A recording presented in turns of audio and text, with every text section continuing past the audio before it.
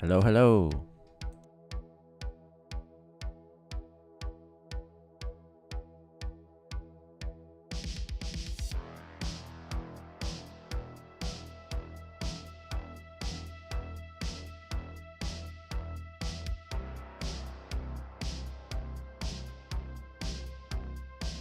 I just keep finding more really good playlists from this channel.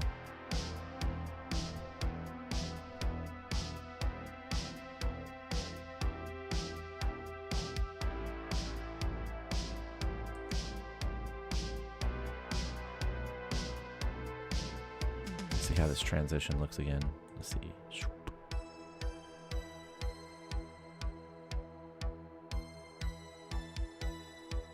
Oh, I like that.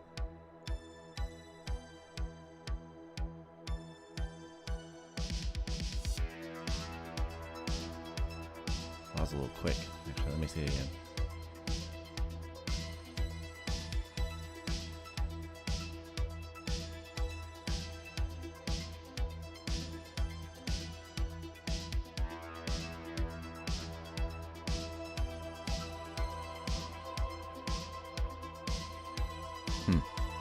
Not sure. I might try slowing that down a little bit.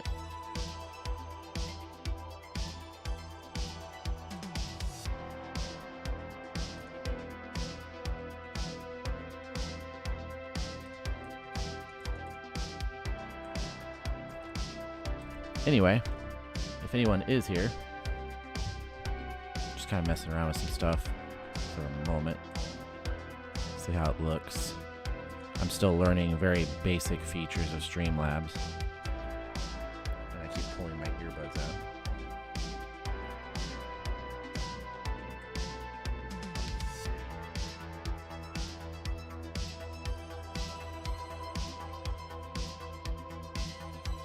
That's a little better, I think. Like, it's still quick enough to feel snappy, but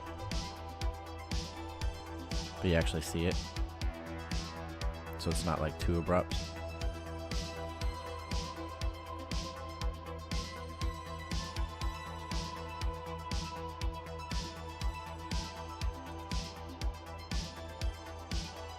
I'm watching it on both my phone screen and my TV screen to kind of see how the transition looks. I think it looks okay.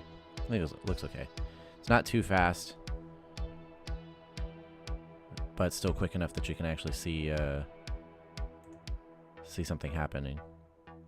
But I'm just like I've been doing YouTube for like 3 years now, and got very accustomed to a lot of editing. Like, I first started out editing stuff on my phone, or not editing stuff on my phone, I guess I should say. And then I started to get pretty good at using multiple different editing apps on my phone to create the things that I wanted to create, and it worked out pretty good for a while. But like, as things grow, you're like, okay, I got to do more. So I got a PC. I got a laptop about a year and a half ago, and that definitely helped. And so I learned all this stuff about editing to do my YouTube stuff, and then just recently decided to do streaming, and now I have to like learn an entire other set of like on the fly, like it's both on the fly editing and kind of pre-stream editing. Like, what do you want access to during the stream? I mean, you can do some of these things during, but I was using basically a generic Streamlabs, what do you call this? Scene, or not scene, I forget what it's called. But like, it was like a package of like a theme basically with these different scenes. And I just discovered yesterday that I can pretty easily change it to my own stuff. Literally just by inserting images in. And because I thought that in the package, in the theme, that the transitions were part of that. And I'm like, oh man, I don't know how you would make that stuff, right? That's not something I've done similar things before, but it would take a lot of work. And then I realized there's literally just an option in Streamlabs where you just edit your transitions and stuff. So yeah. So you're telling me I just add my own assets to it and then edit the transitions and it kind of looks legit? Basically.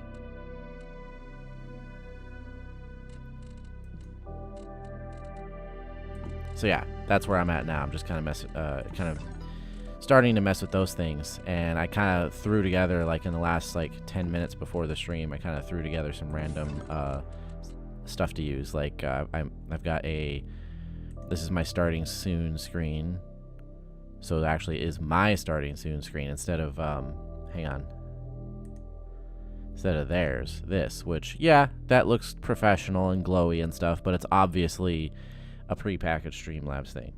So I'd rather use my thing here regardless. And then I have a be right back screen. I just made a big old BRB. I like that. And then an ending soon with the stream schedule at the end as well. So the thing is, it's just the start for me. Like the way I see it, like cool, I'll throw these things together in like 10 minutes so that I can have something to put up on the screen that's mine, you know. And then I'm actually going to slow that transition down a little bit more.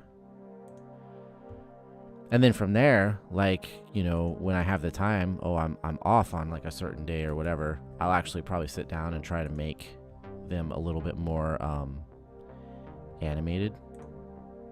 Like I would like the starting soon screen here, that glow, I would actually, I think I know how to do it because I can import, you know, all kinds of things into this, not just a static image. The glow around the lettering there, I want that to like fade in and out. So I'm going to work on that. And I'm just watching the transition again. Okay, it looks all right. I don't know, I try to slow it down so that you can actually see the transition and it not look too choppy. It's just...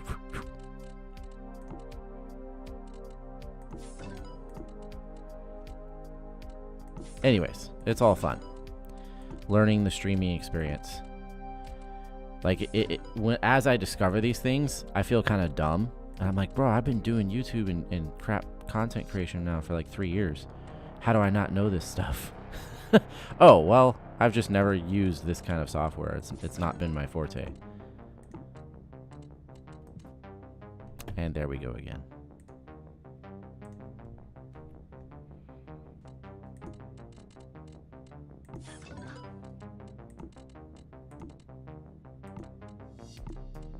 This is a good one. I like this music.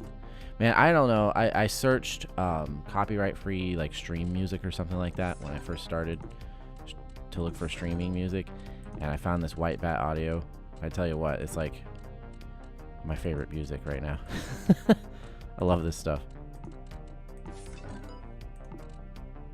There's like a lot of music that I think would be really cool to play, but I would have to...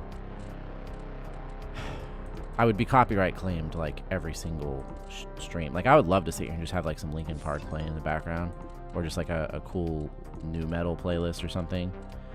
But every stream would be copyright claimed. I don't think it'd be copy struck. I not copy struck, but I don't think it'd get restricted. I think I would be fine there. But there does come a point where I worry about that stuff because I don't want the small audience I already get to be even further restricted. Maybe one of these times.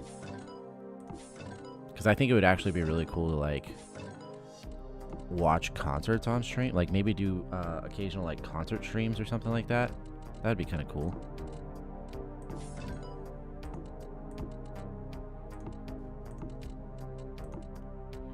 Because there's a lot. Like, well, I could literally just watch random Linkin Park concerts all the time because there's tons of them on YouTube. And if it's not like some sort of official TV source, there's a lot of like fan cams and stuff like that out there that have really good... What in the hell? That's a crappy sequence of pieces there. I still don't know how I keep clicking out of that tab when I'm playing this. I've tried to replicate it and it doesn't work.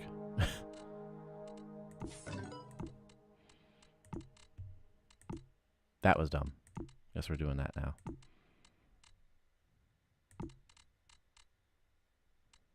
There we go. Yo, what? That's legit. Dark Odyssey. Actually, I need to turn some of this stuff off. A little too much on the resources.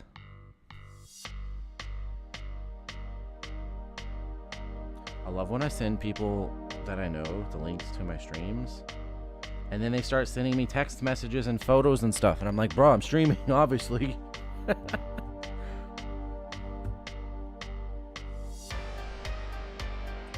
And I don't have a second monitor yet, so I use my actually use my phone to monitor the stream chat and be able to, if I need to take any actions or anything.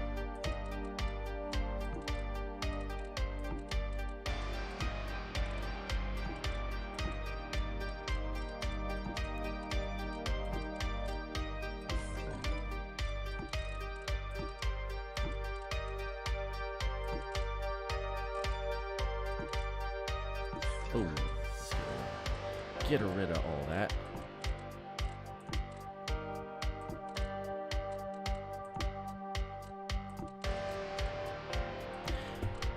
I don't know if it's a union thing, a stupid, some sort of stupid union thing.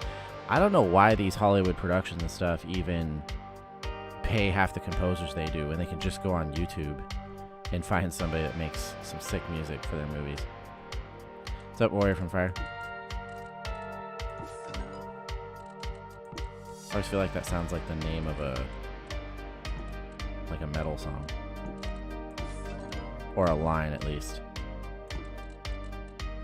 A warrior from the fire. Playing some Starfield. Very nice. Yeah, I got a few days left before I get to play it.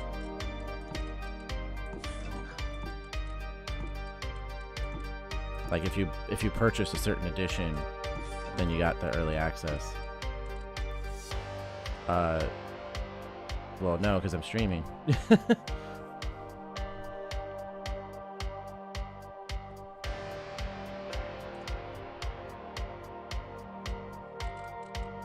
Yeah, if you purchase certain editions, you got the early access. But I have Game Pass, so I'm just kind of waiting for it there.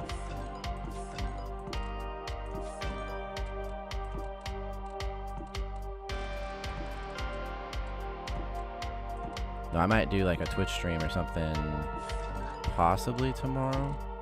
Play some Sea of Stars. Because I need to get to that. Or some Street Fighter. I might do some Street Fighter.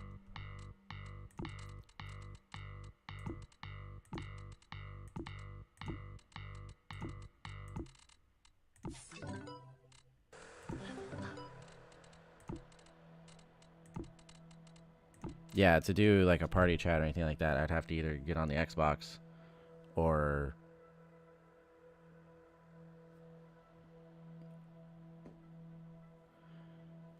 well, I'm not really doing that kind of a stream, so I'd also have to get on Xbox or do the party on the computer, which would also just use more resources I kind of don't have. It's already enough resources just running Streamlabs and the browser.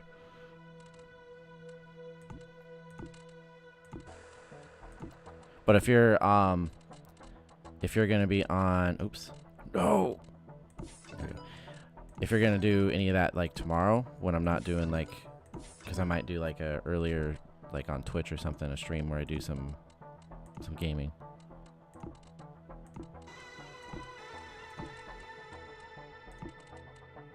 Because I've actually been wanting to, for a little while now, to actually do like a Street Fighter stream. I suck, but I don't care. It's just fun. I wouldn't mind people watching me suck at Street Fighter.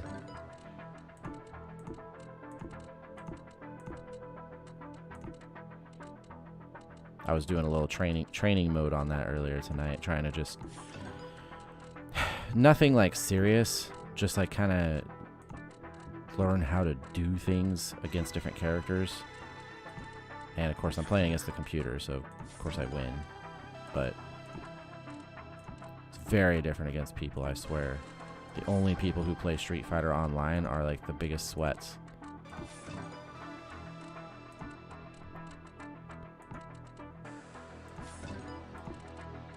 I actually feel like because in Street Fighter 6, when you try to play it online, you have a couple options. You can either do casual or you can do ranked. And you would think that going into casual would be where, oh, these people, they're not like super serious. I'm just here to have some fun, you know, have a good time. Half the time when you go into casual, those people are worse, not worse, like it's worse playing against them than it is playing against ranked. And at first I was like, that's weird. But I also think that it kind of makes sense as well, because obviously ranked tries to put you against people of a similar rank. But still, you see the word casual. Oh, that's casual play. That's where I want to be for this game. I don't know what I'm doing right now. Let's pause. Jeez. Well, okay. I guess I'm not gonna pause.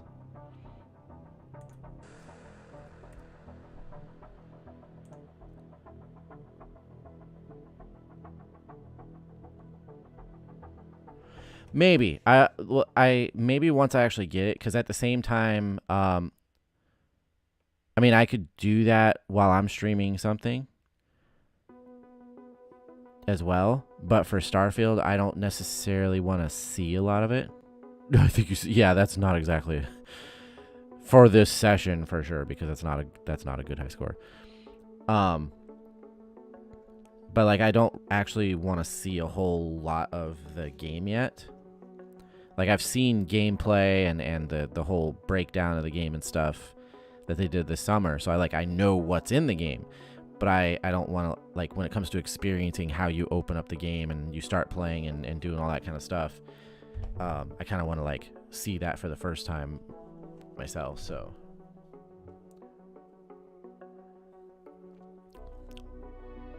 But if I'm sitting there playing something else, you want to talk sci-fi and science fiction and all that kind of stuff, then yeah, for sure. That'd be fun. But this game, I've been waiting a long time for Starfield. I wish I could remember when it was they debuted the first teaser for it.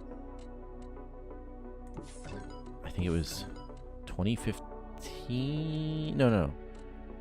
It was like 6 years ago at this point, I think. Oh, there you go. Well, yeah, because you get it like 6 days early. So yeah, I mean, honestly, and you'll probably get whatever other additional content and stuff, which is nice. But yeah, for 6 additional days to be able to play it, that's kind of nice.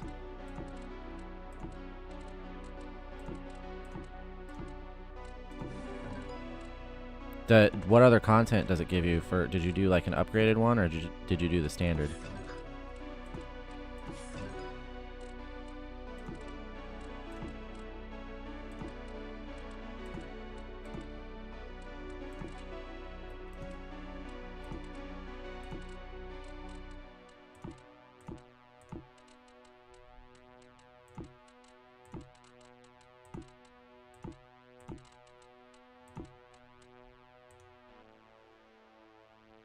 Well, that was a delayed message in the chat. That's weird.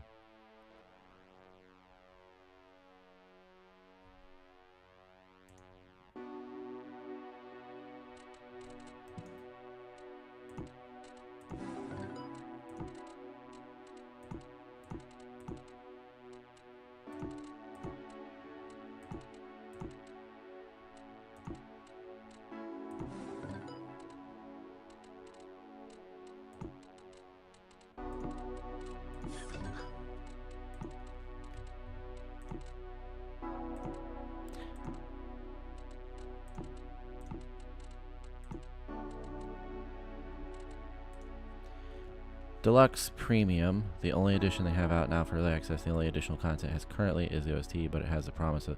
Okay, yeah. So yeah, you'll get DLC and stuff.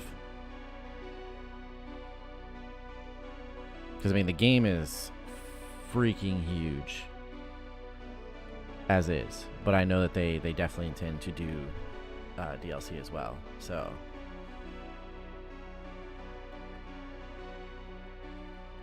And I mean, if you've ever played Skyrim or Fallout or anything like that, or Oblivion, or, you know, I was about to say Morrowind, but that was before DLC stuff. But like Oblivion and Skyrim and all the Fallouts and stuff like that, they do considerable DLC for these when it comes to like additional stories. They'll oftentimes add like entire new locations and stuff like that. So if you've played any of that, you know.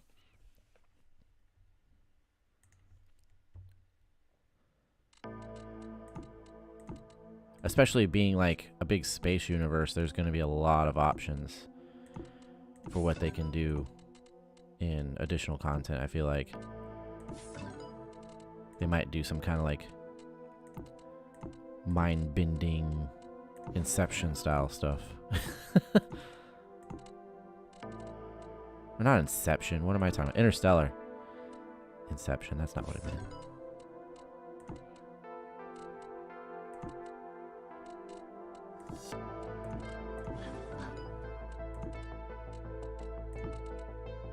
Because I think you played a lot of Skyrim, right?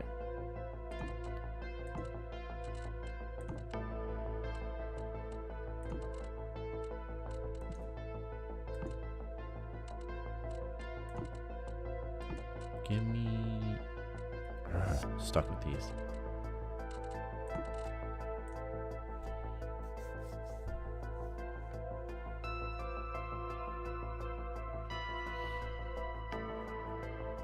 Yeah. Yeah, so I kind of think of it almost like Skyrim, but 3D. If you think about it. Did I play a lot of Skyrim? But I think about it almost like Skyrim, but 3D, where, you know, in Skyrim, okay, here's the map. And it's, you know, you traverse this landscape, right? In this case, it's like, okay, here's the map, but it's the universe, you know? So yeah, I imagine they do like kind of like in Skyrim where you you're in Whiterun and now you kind of do what you want. It doesn't mean you should necessarily. It may not always work out for you, but you definitely can.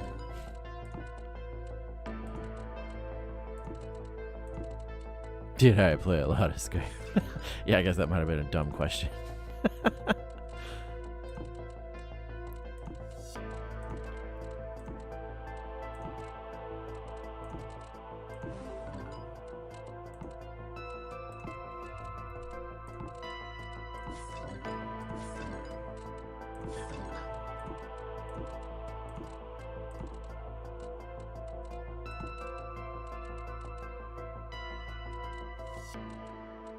Looks like we have a few viewers. How's everybody doing? I know it's Friday night, which usually is special for people, normal people with normal lives and normal jobs. That would not be me.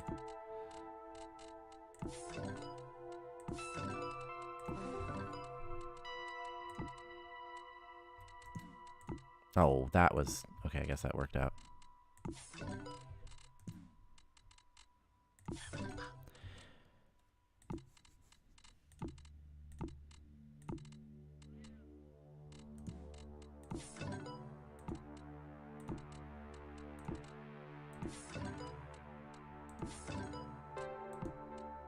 And then they're gone. Still weird. There was 5 people here, and now there's 3. Which basically means me and you. Oh, I don't want this screen running. Whoops. Oh my... Ugh.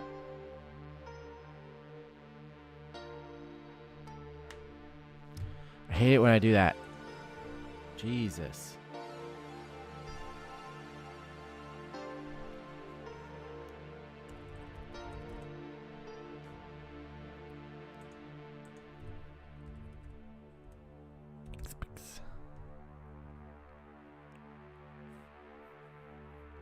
That's fine.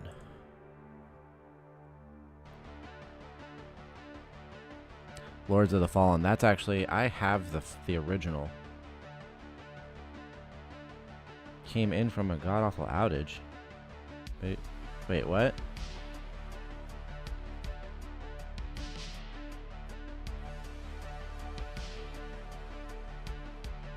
What do you mean outage? Like power?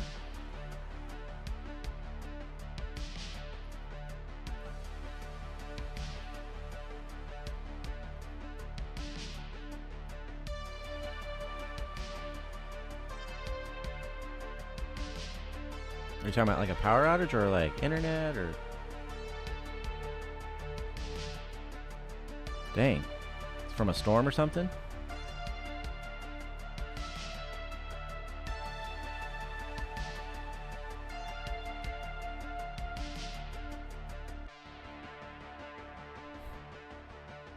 Also, my audio is clipping you out. Wait, let me check. Is it on your end or my end?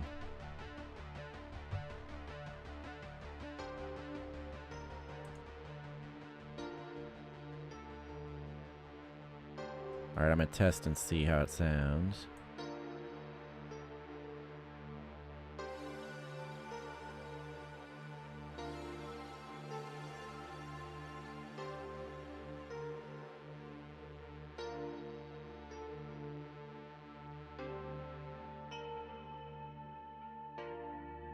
Yeah, that's what I'm looking forward to. I used to play a game called No Man's Sky a lot.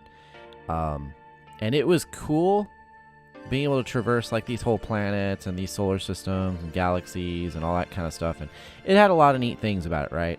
Like, I'll say it's a good game. But it's a game that the expression I've always used to describe it is it's vast as an ocean, but shallow as a puddle. Like, it's like, oh my God, you can go all these places, do all these things. You can run across an entire planet if you want to, but the entire planet is exactly the same all the way around. And half the time, most of the systems you go to are exactly the same. And then all the things you can do are exactly the same. And there's no, like, point to any of it. Like, there's kind of a story, but you can complete that story pretty quickly, and then oh, here you go, it's on your own. The universe is yours, and then you just feel like there's no point. Like, it's kind of soulless.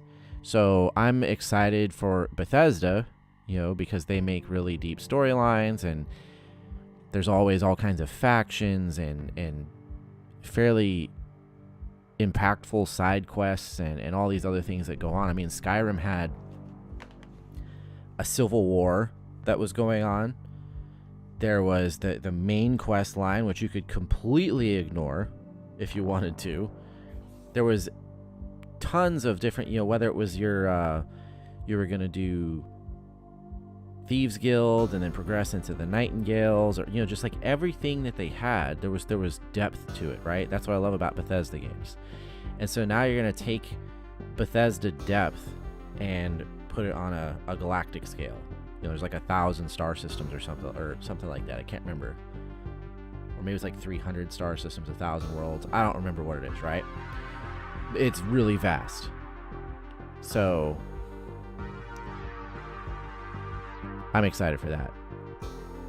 Sky, did you have I don't remember where you are.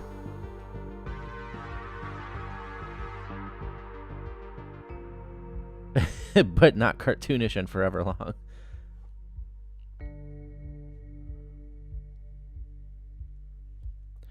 Yeah, but like I said, the difference with this is it'll have the things you do. Like, yeah, you're going to have a lot of side quests and random chores to do. You know, Bethesda games always have that, right? But then when you're like, okay, I need to go do something with a point, then you're going to have something to do with a point. You know, No Man's Sky, eventually there's just no point to anything you do.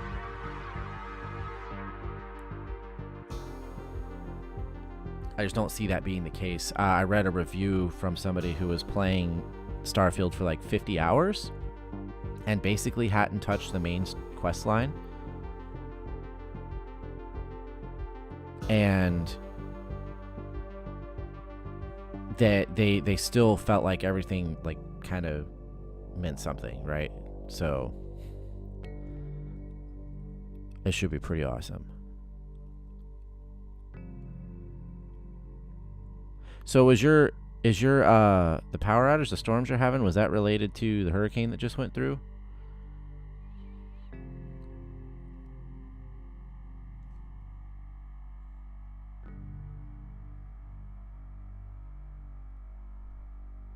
Play Red Dead Redemption 2. Why I don't.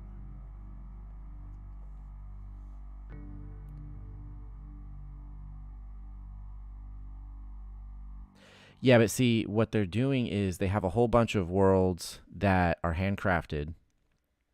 And so in those worlds, you shouldn't run out of or feel like that. And then beyond that, yeah, they're going to have random generated worlds. But those random generated worlds are also, from what I've seen, there is a fairly good algorithm behind them. And that there's going to be, like, you might have a...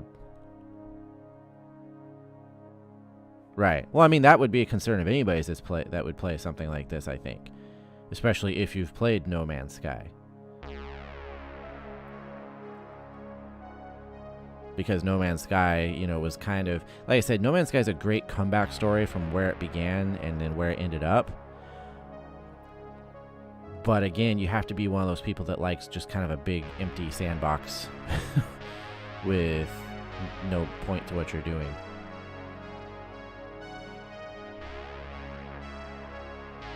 Yeah, I'm going to put up Discord real quick. Discord is such a resource hog.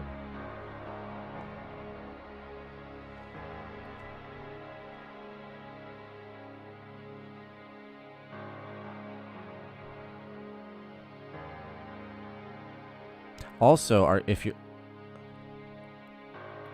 you watching or not watching? Are you playing? You're playing Starfield on PC, right, Warrior? Because I guarantee you mods are going to become a big thing for that.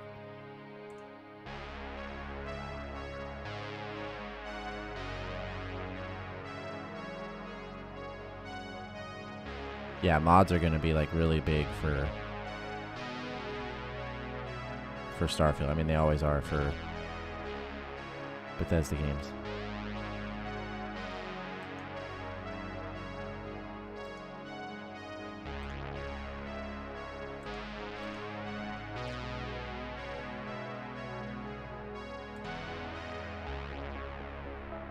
Let's see what this is. Sky sent me this video. Google Doodles. You probably don't. Oh, okay.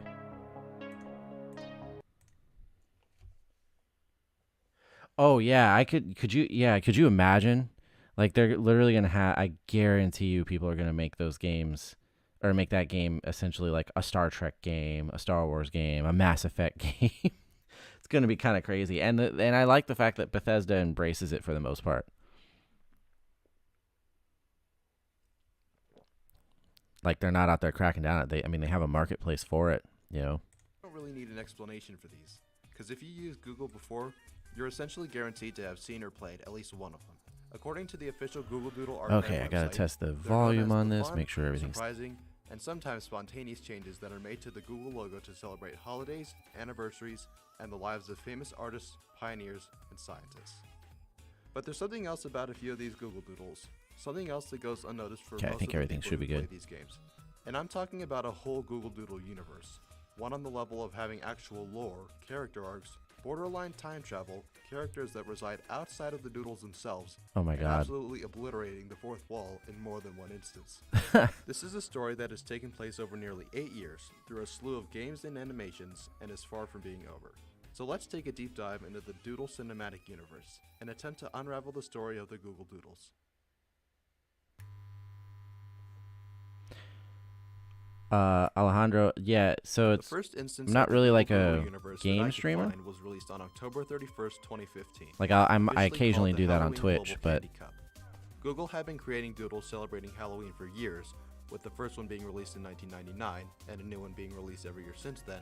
But this Oh was my the God, first time that we got an yes. actual global game out of a doodle. Every Google Doodle also comes with the description. Yeah, beneath it, with Xenomorphs and information Predator would about be why it was made, freaking amazing. what or who it celebrates, and its creators. So let's read the one for this game. Welcome to the Global Candy Cup, a fierce competition where 4 extraordinary witches race to collect the most candy before the end of Halloween. Join one witch's worldwide team and keep playing throughout the day to add to your team's score. Only one I team like will go reading the home with description. cup. The Google Doodle Viewers, Cinematic Get Universe. to know your contender below and may the best witch win. The 4 witches' names in question aren't particularly innovative, being blue, red, yellow, and green, the colors of the Google logo. Well, I mean, The that sounds like games, in the Pokemon end, names. wouldn't turn out to be too close either, with the yellow team solidly beating the red team and absolutely obliterating both the blue and green teams. And while the single button, silly little game may not seem to carry a whole lot of significance to it, we'll soon find out that it carries much more weight than we expect. Let's take a look at the witches, who each have actual biographies written about them on the Doodle's website. The Indigo Blue is Witch. described as a happy-go-lucky, cheerful witch who loves golden retrievers and has a really, really strong Wait, reliance what? on How do they know glasses. this? An interesting detail about this, however, is that Blue was, quote, able to find some joy in her nearsightedness with the help of a sympathetic medieval craftsman. So, does that mean that the game takes place during the medieval ages? Well, the background architecture would certainly suggest it, with castles, houses, and scarecrows. That theory makes Sage a lot of Wolf, what's sense, up, man? right up until we see the power lines in the background. Anyway, let's go on to the next witch, the aptly named Red. The super competitive witch is reportedly competing in the Candy Cup for the 3rd time, so we know that this event has taken place in the past. We also know that Zage, yeah, actually, you know what's funny is last Saturday I actually did an earlier stream. All right, Warrior, that's cool. But yeah, I actually did an earlier stream last Saturday because I was trying to see if any more people would show up, you know, because I get people that say like, oh, it's really late or something like that. And nobody showed up for that. So, but anyways, yeah, it's good to see you back. Just been working, dealing with hurricane, whatever Red it has a was, younger brother that didn't who really she affect enjoys us here. pummeling into the ground, is strong both in physical abilities and magic, and has a spirit animal of the incredibly formidable and aggressive honey badger, very fitting for the character. Our 3rd witch is the bookworm Green. Quiet, humble, and always with a book in her nose, Green is written as unenthusiastic about physical activity. Green prefers to hone her craft in the bowels So of the this was library just like rather than in the air, but she's not to game be on the written Google off. website. Her appetite for any and all literature think. related to flying makes her have magnificently missed that. crafty. Finally, our 4th and final witch is the Yellow Witch, who is absolutely, completely obsessed with one thing and one thing only: cats. Yeah, I was gonna say And it this had is to be probably cats. the reason that, during the actual competition in 2015, the Yellow Witch absolutely blew her competition out of the water, with Red being the only one to put up a fight and Blue and Green getting absolutely steamrolled. Yellow is also described as being quick, cunning, and delightfully aloof as well. Oh, I'm gonna spend so That much wraps up time on the Global ship Candy Cup for creation. now. After Halloween passed in 2015, After the spending Googles so of much the time world on the who flew with character Yellow would be creation. pleased with her overwhelming victory against her fellow competitors, and the fun little competition seemed to end here. That would be the case for the story, until just 1 year later in 2016.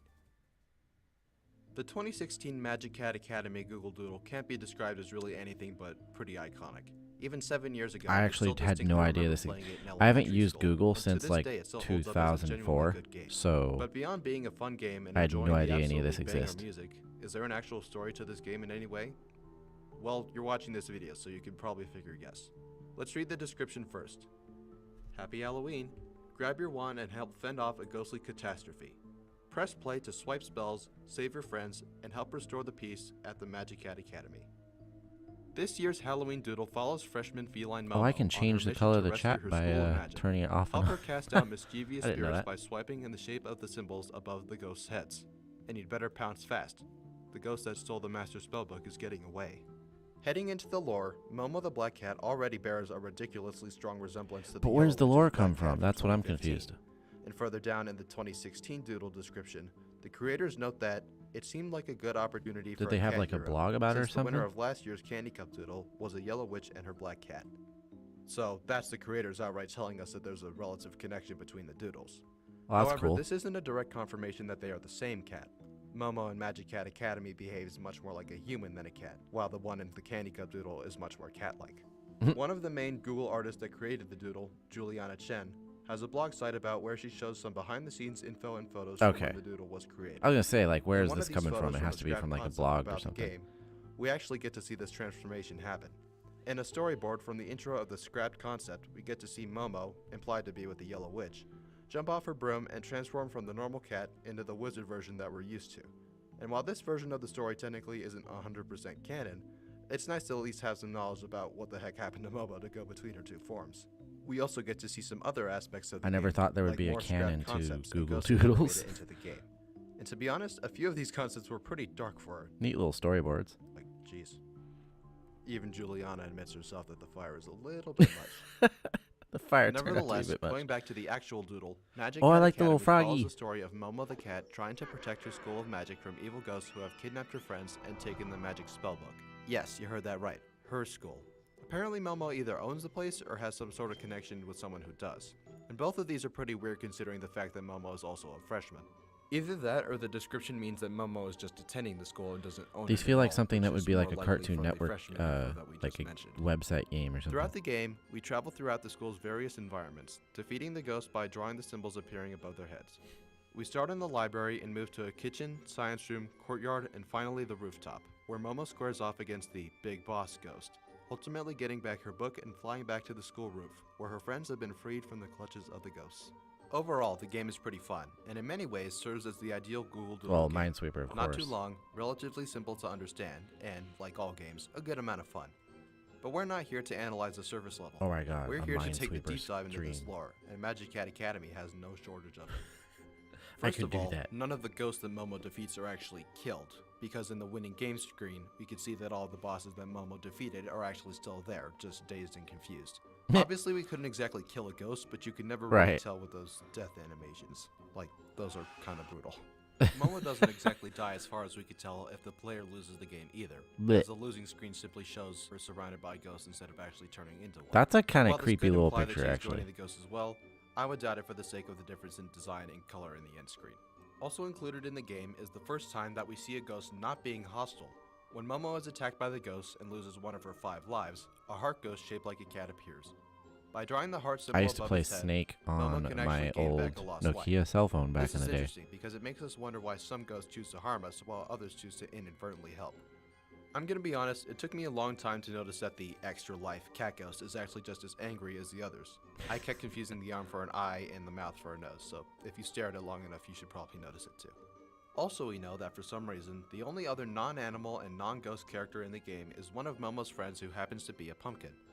Why this is the case, I'm not really sure, but there's one small connection that I could definitely make with other Google products, and, be it a coincidence or not, is pretty interesting. For those of you who have ever used Google Docs, or any files with Google Drive, Snake. you're probably aware of the anonymous animals that will appear when a user viewing a file is not logged into their account. Weirdly enough, Huh. of the dozens of anonymous animals in the group, only one of them isn't an animal. This is because so it's this is pumpkin. so like So make of educational that for what you me will, as somebody but who the fact doesn't that use the only Google character stuff. who's not an animal or I'm like, ghost in what? Magic That's Cat a thing? Academy Doodle happens to be a pumpkin is kind of a weird coincidence if it wasn't intentional. Momo's other classmates include an incredibly tired owl, which makes sense. The poor thing being nocturnal would be absolutely exhausted throughout the day. I'm not blaming the guy. A dog which looks something like a golden retriever can also be seen with Momo, and while there's not a whole lot of information about the dog, he seems to be pretty eager to find out about Momo's return and the successful defense of the school. However, it's Momo's last classmate, the frog I guess character, Google that interests users me the knew most. would know about these Those who things. use the Google app or Google Home Hubs will have noticed that when using Google Zage Weather, Wolf a chimes in. Oh particularly yeah, I persistent played those character too, and I'm will just like, appear. oh okay. That's Apparently why I'm everybody wrong. played them. With an official name as Froggy, the frog is the Froggy. actual mascot of Google Weather, and we have dozens of photos of Froggy in various forms of weather. Some of these actually include, you guessed it, Momo the cat, like this photo during in 2020 with Momo, Froggy, and a different Fox character who we'll be discussing plenty more in the future. Let's take a quick My look at some laptop of the started bosses in making Magic noise Cat with the Academy. fan, and I'm like, what's First going on here? boss, Oh, which takes place in the Discord. library level, seems to Had be to exit that. a librarian, a teacher, maybe a former student. It's hard to tell. The Doodle fandom, however, seems to be in agreement that it's a librarian. The next level, which The takes Doodle place in the fandom. kitchen, has a It's ghost crazy. of a pot. That's it. Not a normal ghost, not a humanoid ghost, but just a pot. And that begs the question, what exactly can a ghost be in this universe? Why do we have ghosts of inanimate objects? I was gonna say, yeah. How would The third level, how which would a seems to pot take have place died? in a science classroom, has a boss that is, like the pot, not a living creature. The boss is the diorama of the Oh, solar it's the system, solar taking system. place That's of the sun cool. and with different arms being the planets. It seems at this point that a ghost could just kind of take the form of really anything it wants. and this solar system is actually one of my favorites because of its expressions and its quick attack style. A solar system The fourth died. level has one of the most confusing bosses. Appearing like something between a witch and a gym coach, the court level ghost is an odd change of pace from the ghosts that we've seen before. Finally, the fifth and final boss is our main antagonist, the original ghost who stole the spellbook from Momo. This ghost doesn't have a lot of interesting characteristics either, but he shows us that the aforementioned spellbook that Momo carries around packs a serious punch, and I definitely wouldn't want to be playing around with the book if I was Momo. I mean, this guy is just opening his third eye like Doctor Strange here, so. The ghost's intentions beyond being simple pranksters is clear, and that's to steal Momo's overpowered spellbook. That just makes me wonder what the heck is in there, because if the boss ghost can become that insanely overpowered by uttering one 5-second spell, I'd be pretty scared to think of what else is in there. And with that, we say goodbye to Magic Cat Academy, giving us by far the biggest lore dump of the 2 doodles we've covered so far. But let's get on with the story for now, and that story continues in April 2017. The next doodle in the list is Earth Day 2017. It's pretty short, and it's the first of these lore doodles that isn't really interactive either. Instead, this doodle merely consists of a simple slideshow to celebrate Earth Day. In the slides, we see 3 familiar characters, Momo and Froggy, and a third, the fox that we saw in the photo with Froggy and Momo to celebrate 2020. The doodle is described as follows. Today's doodle follows the story of a fox who dreams about an Earth that's been polluted and adversely affected by climate change. The fox wakes with a startle and urgently starts making small lifestyle changes to take care for the Earth. Goodness. The doodle, while short and sweet, doesn't give us a huge amount of information to go off of, but it does show us the various places and areas that the animals go to. More importantly, it introduces us to the fox character and establishes something that we've all suspected for a very long time. Right after the doodle's main description, we get the following. Doodle champion. Along the way, the fox enlists friends, including Momo the cat and Google Weather's favorite frog, to join its quest to protect and nurture the environment. Both Momo and Froggy's names list back to their respective websites, Momo to the Magic Cat Academy archive doodle, and the Weather Frog to a Google blog post showcasing the new features of Google Weather.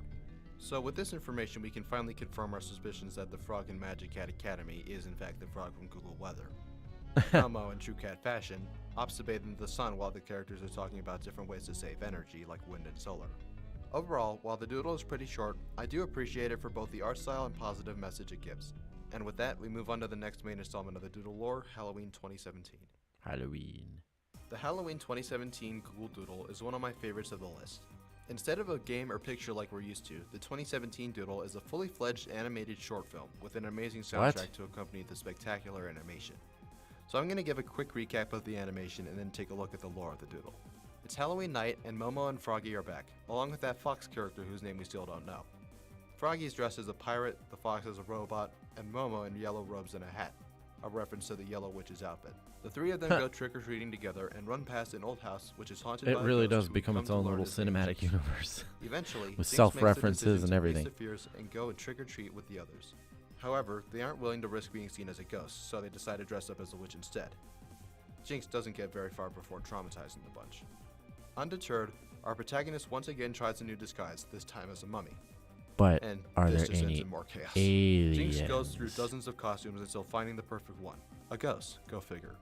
He finally gets close enough to the group, and after Momo drops her hat on the ground, Jinx returns it to her. A gust of wind goes by and blows Jinx's cover, causing Momo to experience PTSD, and Jinx to experience the pinnacle of absolute fear. PTSD, However, what the heck? Momo seems to have a change of heart since last year, and seeing Jinx's kindness, decides not to eviscerate them from their plane of existence, and instead inviting Jinx to finally go trick-or-treating with the others. The group walks off into the moonlight. Sounds a where little we see over the the countless top. other drawings that Jinx has made of the group, and that's where we end. That was a lot, so let's go into lore. Oh, there's more. The doodle site's description, right off the bat, gives us one of the most important clues that we've gotten so far. It reads as follows. Happy Halloween. If it isn't the witches, werewolves, or goblins that haunt us every Halloween, it's the ghastly task of deciding what to wear. Do the spooky creatures of the night face a similar ordeal? Today's doodle checks in on Jinx, the lonely ghost who embarks on a mission to find the perfect Okay, so costume there was and a actually place like to belong. written lore that went along Last with year, this stuff. Momo successfully defended Magic Cat Academy from the clutches of a mischievous ghost invasion. This year, Jinx desperately wants to join Momo and the other trick-or-treaters outside. Sky always introduces me to Not wanting things that I scare just anyone, didn't the know. lonely ghost agonizes Right, over everything the has costumes blending lore with the at this point, trick-or-treaters, you know. wreaking havoc in the process. In the Like, end, what- Jinx finds what that doesn't wearing have some disguise sort is of no match lore? for being yourself.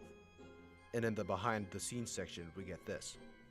In keeping with the Halloween doodle tradition, the team felt like it was time to follow the tales of Momo and the Candy Cup Witches with the ghost side of the story.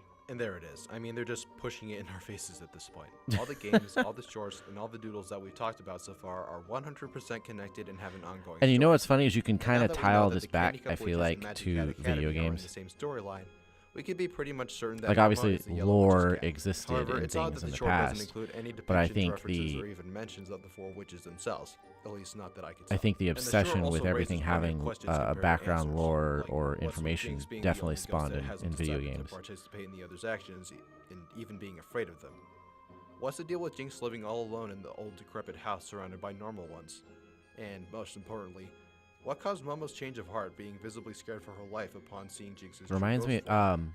I y'all think ever the see answer that has something to movie do with the amount of time that's passed from the Monster events of House? Magic Cat Academy and Was it Jinx's Night Monster Out. House? Since we know that the film takes place a year after the events of Magic Cat Academy, Momo might have had a chance to get the situation under control, possibly trying to make amends with the ghosts, although that Good might be lord, unlikely. 2006? Obviously, Jinx's decision to help Momo with her hat was the I saw this deciding movie in factor in their theater. fate, but it begs the question of whether Momo would have defeated them had things gone differently. It's also interesting to note that Jinx is able to simultaneously interact with Jesus. physical objects, but is also non-solid and permeable when they want to be. Jinx's body also disappears in the mirror while trying on costumes, which is a really nice detail. Let's talk about Jinx's house next. It's incredibly out of place in the seemingly normal neighborhood where the trick-or-treaters are. Jinx stares longingly at the three before taking a look Aw. around the house, and this scene gives us some of the most information about the lore that we get in the short. He's In all the corner alone of and the first lonely. shot, if you look closely, there's a framed photo of the boss ghost from Magic Cat Academy, with his third eye, which means that the photo, or painting for that matter, I can't tell, must have been from level 5. We also see a painting of the ghost actively terrorizing masses of people. For some reason they're limited to the species of the Earth Day trio, maybe the family members, but it does beg the question. Moving on from Jinx's house, it's fairly obvious that the ending screen shows Jinx and the crew having way more fun in the future, and it makes me wonder how far into the future the universe goes. The main animator and creator of the doodle, Nate Swinehart, showcased a few of the behind the scenes on his Tumblr account called Naterade, Of course he including has a Tumblr. storyboards, concept designs for Jinx, and more. One of the things I find interesting is the fact that on some of the super early test animations, instead of Momo, Splat. Froggy, and the Fox, the trio of trick-or-treaters are replaced with actual human kids. And while we know that humans exist in the universe thanks to the 2015 witches, these are the first ones we've seen since then. And some of the tags on the post, alongside Halloween, Google Doodle, storyboards, and others, we They're like, get this one. yay! Oh, it's a We ghost. are building a Doodle cinematic universe. Okay, so here's our official title for Well, all it can't this, really be the Doodle cinematic without, universe. cinema, but And yeah, with that, we wrap up extended Jinx's universe. Night Out. I genuinely love this little short film, and it serves a pretty important role in the lore of the series. So let's continue with that and move to Halloween 2018. The Halloween Google Doodle for 2018 Oh, I is like that another one. first for Google Doodles, in this case It's being got the kind first of colors I multiplayer like. Google Doodle. However, there's a massive distinction between this Google Doodle and previous ones, since we're actually playing as the ghosts. Here's our description. Happy Halloween! Today's annual Halloween Doodle marks a wickedly exciting milestone, our first ever multiplayer interactive game doodle, powered by Google Cloud. Join in as ghosts around the world gather to Ghost play their games. own version of Trick or Treat, the Great Ghoul Duel. Ghosts team up and compete to see who can collect the most wandering spirit flames before the moon is gone, but not without some unexpected twists along the way. Players around the world join forces on one of two teams of 4 in the game. Exploring one of the several spooky maps, players must collect as many wandering spirit flames as they can in 2 minutes and return them to their home base. After time's up, the team that has collected the most spirit flames wins. But beware, opponents can intercept spirits from one another as they bring them back to the home base. As an added bonus, ghosts who collect the most spirit flames will unlock special powers such as speed boosts. Wow, night they vision, really and much got into more. this one. Players can also share personal Superlatives. awarded to them at the Wait, end of what? the match based on their scary good, or just plain scary, performances. And if we look Oh. further down on the page, we can You had see to that, pronounce it for 'em. surprisingly, the ghosts actually have names. On the green team, the ghosts are named Jade, Sage, Kelly, and Olive. And on the purple teams, their names are Plum, Periwinkle, Iris, Purple and team, of Mulberry. course. It's not exactly subtle, but I like how each of their names are based off the color of their team. The game offers a series of different maps, with 2 outside Yeah, and 2 they should have inside. had an Indigo in there Power-ups that somewhere. are gained when a certain number of spirit flames are scored by the player, like magnetism, a speed boost, and being able to see in the dark easier. The game, although you can't play the 2018 version anymore, has a genuinely great soundtrack as well, with different tracks for both the indoor and outdoor maps, as well as music for both winning and losing themes. Overall, it's a really fun experience. But we don't care about that, we care about the lore. The So we gotta lore. get started with that. First of We all, don't there's care one about character that. that we haven't mentioned yet, and that's the spider referee officiating the game. I haven't heard any information about its name, if it has one, but I have seen plenty of jokes about how this is supposedly the same spider from the 2002 Halloween doodle. But Oh, there's more to goodness. this than meets the eye. Nate Swinehart, creative lead for this doodle as well as Jinx's Night Out, posted on Tumblr again with a few behind-the-scenes images. And in this catalog, there are literally photos of the referee being Momo the cat. Yeah, the cat that actively eviscerated the ghost from her school Somehow in the the past. cat And is the same one spider? that is notorious for her defeating of ghosts, at least in 2016, is seen officiating the game for them. Weird as this isn't Momo's only presence in the game either. In the game, right in the tutorial, there are framed photos of her on the wall. Nice. But if you look at the photos next to Momo's, they're literally all there. Yes, the witches, which we haven't seen for 3 years since 2015, they're finally back. Not as full characters, unfortunately, but we finally see our first depiction of them in a doodle since then. And the photo next to them, it's Jinx the Ghost, back in the witch hat costume. Nate Wow. Swinehart also flat out confirms this in the Tumblr post, saying in a behind-the-scenes section that past Halloween stars Momo, Jinx, and the witches from World Candy Cup appear throughout the game. Nate's Tumblr also has behind-the-scenes info, and a lot of it was really surprising for me to find out. The first big shocker to me was learning that the game was originally posed to be a sequel to Magic Cat Academy, where instead of fighting ghost teams, a team of cats and a team of ghosts would fight each other. The Tumblr post also includes more scrap ghost concepts, including the original planned colors of blue and orange instead of green and purple, as well as doodles of the ghosts if they were disconnected from the game that never made it to the final cut. Going back to That's the clever. doodle, let's try to figure out the pictures first. I think Jinx was kind of the first example of how not all ghosts are bad, about how they could change from their evil ways of the past as shown in the photo in Jinx's house. They're And this evil might have been a ghost catalyst for ways. Momo and the others to stop being afraid of them. Although this doesn't really hold up when you remember that Momo was absolutely terrified of Jinx seeing them in 2017.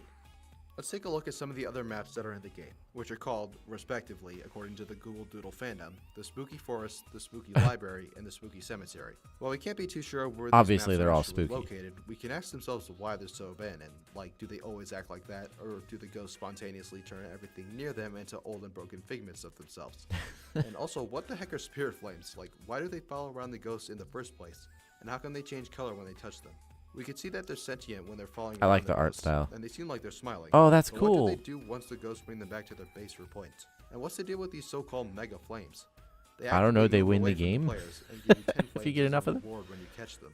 I imagine that, obviously, the spirit flames have something to do with the human or animal souls of the Google Doodle universe, Right. by their name, but there's way more questions than answers regarding them. And this last bit here is a bit of speculation, but I think it's worth pointing out.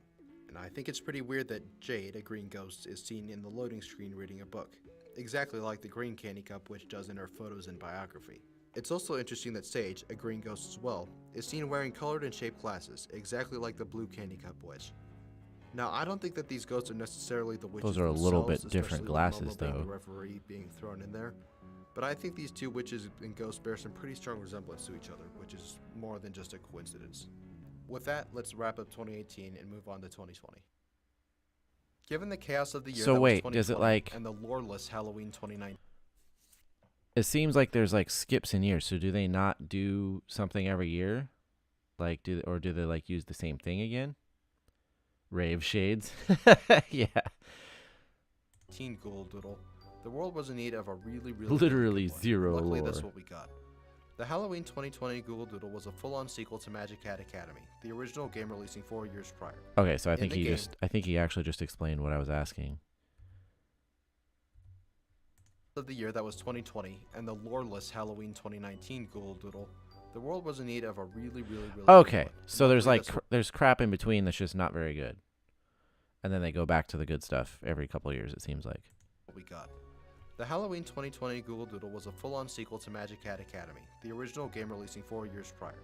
In the game, the first fully animated cutscene shows us that this game takes place immediately after the events of Magic Cat Academy 1, with the previously defeated boss ghost possessing the entire ocean floor, sending Momo off on another adventure. Let's read the description. This Halloween, we're picking up right where our 2016 Magic Cat Academy Doodle left off with the subaquatic Shriekwell. Dive in with Momo the cat to help new friends and reach new depths in our adventure against the big boss ghost and its school of ghouls, underwater. The game starts off with the celebration for Magic Cat Academy 1 coming to an Kinda end cool. as the classmates realize that the boss ghost, who we thought we defeated, falls to the ground and possesses the entire ocean floor. Momo leaps off the roof of the school and receives the air bubble spell from Froggy, falling into the sea and Froggy's fighting back. off the ghost once again. It's nice to see her classmates doing something for once.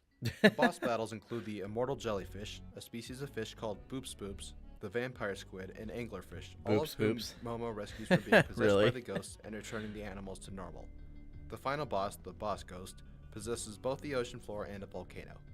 As far as deaths go, instead of passing out and almost dying when Momo loses in Magic Cat Academy 1, in Magic Cat Academy 2, the bubble of air that surrounds her pops, forcing her to swim up to the surface And then she's look down disappointedly on on the a ocean that she failed plank to of save. wood.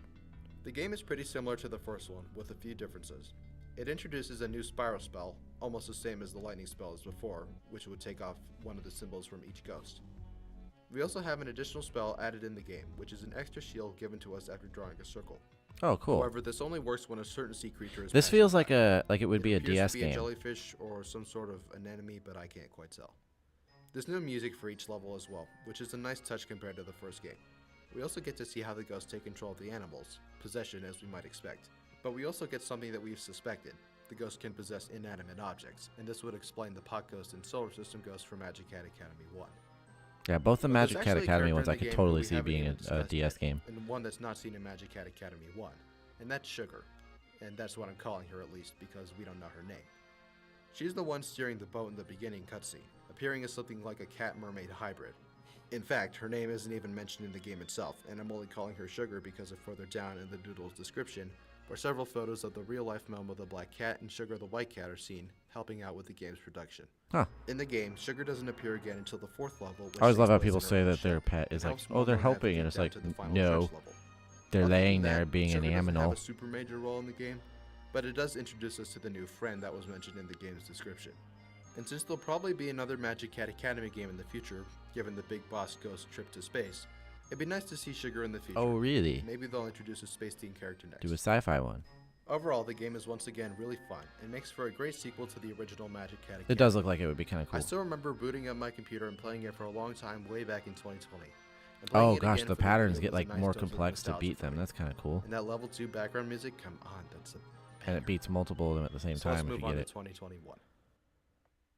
Aside from the Earth Day Doodle of 2017, Oh, that's cool. the Doodle Champion Islands are the first game in the lore series that isn't a Halloween doodle, so let's take a look at the description. Oh, dang, they got a whole Welcome to little the Doodle anime Champion Island opening and games. stuff. Over the coming weeks, join Calico Cathlete Lucky as she explores Doodle Champion Bro, Island, what? a world filled with 7 sport minigames, legendary opponents, dozens of daring side quests, and a few Right, that's what new I'm and thinking, old is like friends. every couple Her years ultimate they go goal? back to Defeat like each sport champion to their- collect all their- 7 their sacred series. scrolls, and complete extra hidden challenges across and they Champion try Island like in new the stuff in process. between to see how it catches That on. wink holds a lot of meaning to it. Anyway, as the game's description says, the game follows Lucky the Cat as she travels to Champion Island and faces off against the 7 champions. The game as a whole Bro, is they stylized in the did- 16-bit game style of the 90s, with retro music and animated cutscenes from Japanese I like the Studio whole like 4C. anime stuff. By far the longest and most extravagant doodle available today, the game takes well over an hour to completely finish if you're trying to win all Character 7 is really sports cool, and get too. every single Good other design. side quest. So let's start getting into the lore with our first character, Lucky the Cat. We don't know a whole lot about I like her or that where she sprite. even comes from. We only know that she arrives on the island on a boat with someone else. This other person isn't ever acknowledged in the game and is barely even seen in the opening cutscene. This is one issue that I haven't been able to solve yet, but it'll be interesting to see if we get more information on it in the future. Anyway, back to Lucky. Lucky is a Cool. female I like calico it. cat. It is implied to be fairly young in age due to the fact So that is it a like few an of the RPG? other characters on the island repeatedly refer to her as a kid or a child. We also know that she loves to go on adventures and is really Perhaps. good at winning sports. I mean, if this cat is able to come out of nowhere and demolish 7 masters of their own sports in one day, she'd be a pretty good athlete. And that's not even mentioning the fact that Lucky can literally teleport around as well, being able to pitch around the 7 sports of the world. Lucky is also Nice. cheerful and optimistic, and definitely a little too optimistic for the likes of some of the characters on the island.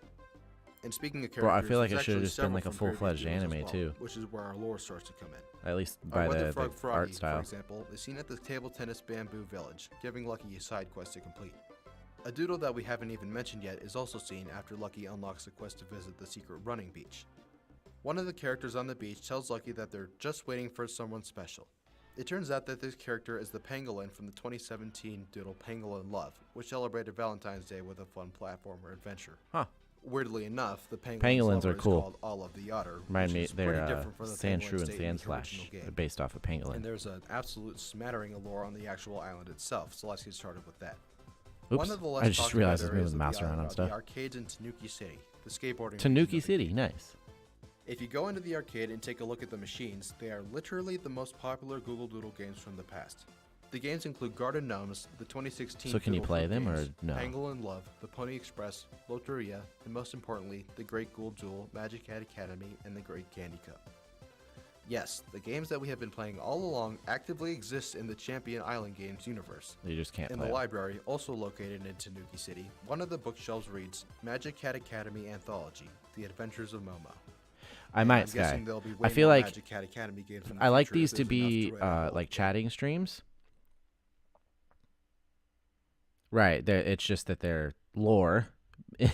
It creates lore that they exist in the universe. But I feel like if I had a game, kind of like when I open the streams with Tetris, because I'm just kind of waiting for people to show up. I feel like some of these games that maybe if they're like a browser-based game or something like that, I could mess around with them during a stream. Mythology about them. Regardless, these games and library books introduce But I the theme of I always breaking the fourth appreciate wall like into whenever Google, you suggest a which you've seen video, few other it times it as well. educates me on stuff that I had Fox no on the clue Beach, was for a thing. example, says he wishes this game had an inventory system in place so I could thank you after Lucky I retrieved wish his medal. that's pretty There are meta also right there. I ghosts on like the it. Island, technically. Towards the most west part of the island, the artistic swimming portion, it features a trophy dedicated to helping a ghost who's the mother of a fisherman from Japanese folklore named Urashima Taro. This ghost is very obviously humanoid, and we'll be getting back to her further on in the video. But for those of you who have completed the game already, you probably know that I'm dodging the biggest plot point of lore in the entire game, which I'll get to now. Oh really? As you help complete tasks and travel around the city, Lucky is awarded with trophies by the Trophy Master, who's an ever-watchful I love the world crane design. Like with all the a little really houses, the creepy doors vibe. have like the The crane sliding. explains that every time Lucky does something good for the island, she's paper awarded doors or with a whatever. trophy in her name.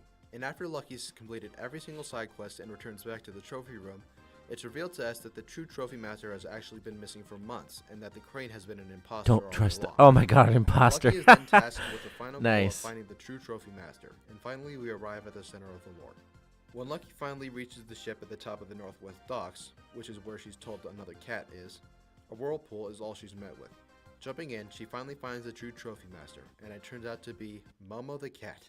Huh. Yes, this is the Momo who has been in 6 previous doodles, and she's taking her place in yet another one. Nice. Talking with Momo, we find out that she's in fact the trophy master, but this is just a side gig for her. I'm willing to bet that her main gig is running her school, or studying at her school, depending on how you want to see it. And then the fourth walls are absolutely Oh my shattered, God. Oh, with you're Lucky the cat. recognizing Momo This- from her it's own so- game it's so series, Magic Cat referential. Academy, and Momo Or, doing the same to Lucky. yeah, that, but I recognizing her mean, from the Doodle Champion It's Island got that games, meta stuff going on. while they're both in the game at the same time. At this point, the fourth walls are just completely eviscerated. The two characters How are then you question if the falling other behind one has like been that? controlling them in the game the entire time, and finally decide to let it go by 8 not wanting minutes. to end up in an existential quandary. Momo says that she's been playing Lucky's game for a long time, and that she simply Like, are you pausing the stream? That's crazy. You would fall that far behind. lost track of time. I find that really suspicious, considering that Momo says she has to finish the game once she returns back to the trophy hall with Lucky, where it turns out she was friends with the creepy crane the entire time. Odd. However, I think that the reason Momo took so long to finish the game was because that we, playing as Lucky, haven't found her yet, and Momo playing the game hasn't found herself yet. I don't really understand it either. Huh. There's reasonable suspicion That's interesting. that I the wonder how that would characters are affect aware it. they're in a game themselves, but whether they know it or not, they seem Because relatively typically oblivious I to only the fall circumstances. behind One of the weirdest if the characters of stream game is like the smart stuttering, Kappa, like if it's who's the only Kappa bird like my who we are internet's able having to an issue, understand if Lucky doesn't join the green team. or if I've paused The it. bird goes on a really long rant about how his own existence seems meaningless and asks if this is really all there is to life. I'm pretty certain that for some reason this bird is painfully aware of its own existence in the video game as well. The whole joke is a little odd, but it fits in with some of the other fourth wall breaking things around the island. I do But like the going fourth back to wall the main breaking lore, stuff. There's just so many questions that we don't have the answers to, like why and how Momo ended up being the Champion Island Trophy Master, or why she's been staking out in the boat for months, Stuttering. and of course the self-awareness of the game to tie it all together. There's also several different versions of the game that appear in the Google Doodle archives that appeared over the course of the 2021 Summer Olympics, and the final version, made for September 5th, 2021, features a few September details 5th, and huh? changes made That's to the my game. birthday.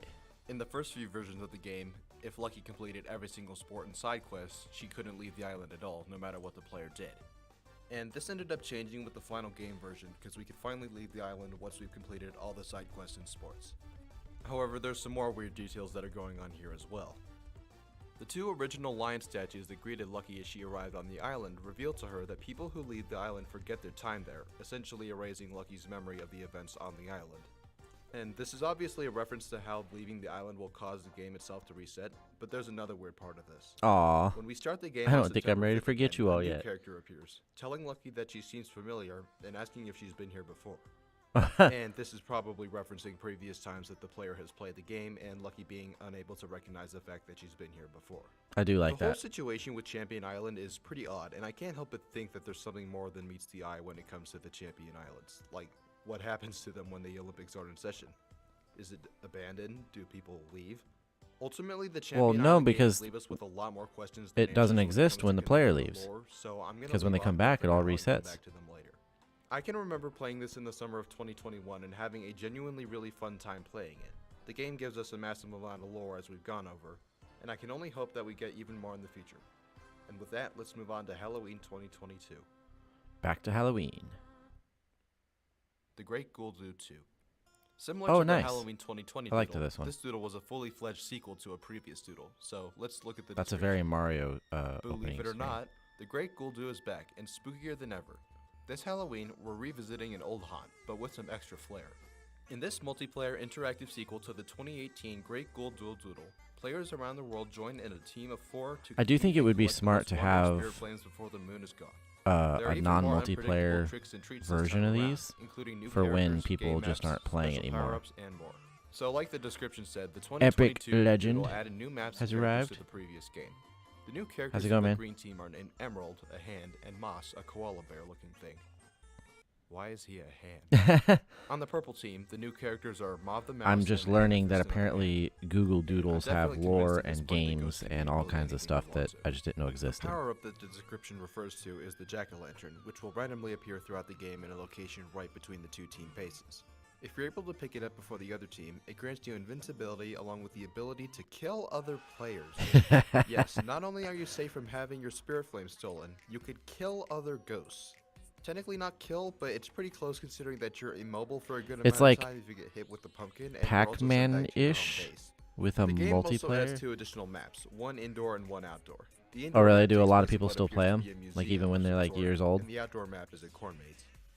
A third level design of an Oh, amusement okay. park was also in development. I mean, I guess it's only but 2 since years the old, amusement but park in question was going to be abandoned, it was eventually scrapped due to the fact that the creators thought it would be too grim for the doodle. There's already a good bit of lore which we could take away from the 2 new maps. On the museum map, there are entire sections that are single-handedly dedicated to the ghosts. By the stairs in the middle, the 2 teams each have an entire group selfie plastered on the wall. Ghost Man. Towards the top of the map, there are also more framed photos, although I'm not quite able to make out what they are.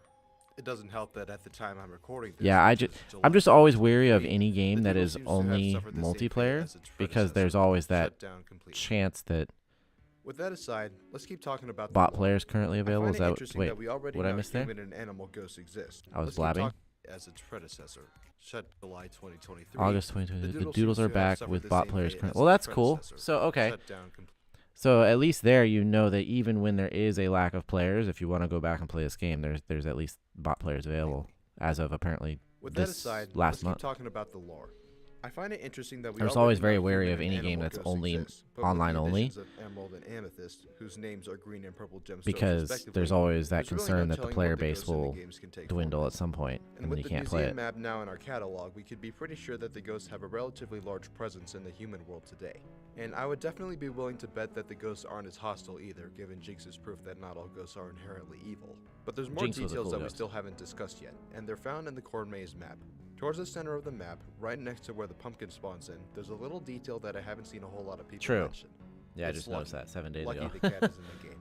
It's technically just a scarecrow, but the similarities are kind of undeniable. The scarf, blue coat, and the calico Nice. colorings of the scarecrow make it pretty obvious that the cat I is mean, a I guess if depiction I of was Lucky. creating something Granted, Lucky like isn't these doing such a doodle great job games as a and scarecrow lore and here stuff, either. I would constantly Towards the green part of have the map Easter at eggs the as lower well. left, there's another small detail. and connect it all This time somehow. being the cardboard cutouts that are familiar at many amusement parks and carnivals. And as we can see, once again, a reference to the previous games. The cardboard cutouts are of Momo and her pumpkin classmate from the first 2 Magic Cat Academy games. So this essentially gives us confirmation that the GGD games and the Champion Island games take place in the same universe, along with the Magic Cat Academy games and pretty much every single doodle that we've gone over so far. And this also might suggest that the locations of the game's maps, at least the mansion and the corn maze maps, are probably located relatively close to the MCA. Unless all the characters receive complete fame in the future, which actually might be the case, it'd be pretty weird to have cutouts of characters who aren't even around the region. Even though we know for a fact that the Great Ghoul Duel and the other Google games take place in the same universe, going off of the Momo referee pictures, it's nice to finally get an essentially 100% confirmation of it. It's also interesting to consider that the ghost previously mentioned in the video, on Doodle Champion Island, isn't purple or green, and is instead similar to Jinx in being a grayish clear shade, although this could also just be the Japanese tale told accurately. One more change made to the game's sequel was the addition of hats, which players could earn by completing certain achievements in the game, such as collecting and stealing spirit flames or playing and winning games. The achievement titled Fruit Fest has a pineapple with the face, which could be a reference to the Day 2 of the 2016 Doodle Fruit Games to celebrate the Summer Olympics. What? However, there's another hat that the user can get by collecting a total of 30 Mega Flames throughout the game, and it's called the Momo Thinking Cap. This is easily the most blatant reference to Momo and the lore in the entire game. And I find it funny that Momo's hat was specifically labeled as a thinking cap, reminding us of her rarely visited scholarly attributes. Oh, that's right, And while we can't be entirely sure of the meaning behind the wide variety of hats in question, it's good to know that we have, once again, a 100% I feel like that sure piece my of entire information chat that ties the knows games about together. all this stuff, at Ultimately, least that the game was genuinely played them. fun, and I really hope that Google brings it back one day. I feel like the game odd man gives out. a good amount of lore as well. So with that, let's move on to the next doodle. The Bubble Tea Doodle was a little unexpected. Released on January 29, 2023, Bubble tea. the doodle didn't seem to have any major holidays take place on that We day. talked about So bubble let's read tea our on stream description. once. Tangy and fruity or sweet and milky, the combinations are endless. Today's interactive game doodle celebrates bubble tea, also known as boab tea and pearl milk tea. I haven't done a food stream in Honeydew, a while, but matcha, I enjoyed raspberry, that one a mocha. lot. No matter the flavor, don't forget to mix in some bubbly balls made with fruit jelly or tapioca. Bubbly Bubble tea balls. gained such popularity globally that it was officially announced as a new emoji on the Oh day in my God. 2020. I don't know why I that find that funny. explains the doodle's release date. Satisfy your craving and make a yummy cup of bubble tea in today's interactive doodle, which features Taiwan's indigenous Formosan mountain dog, as well as a crew of familiar doodle characters.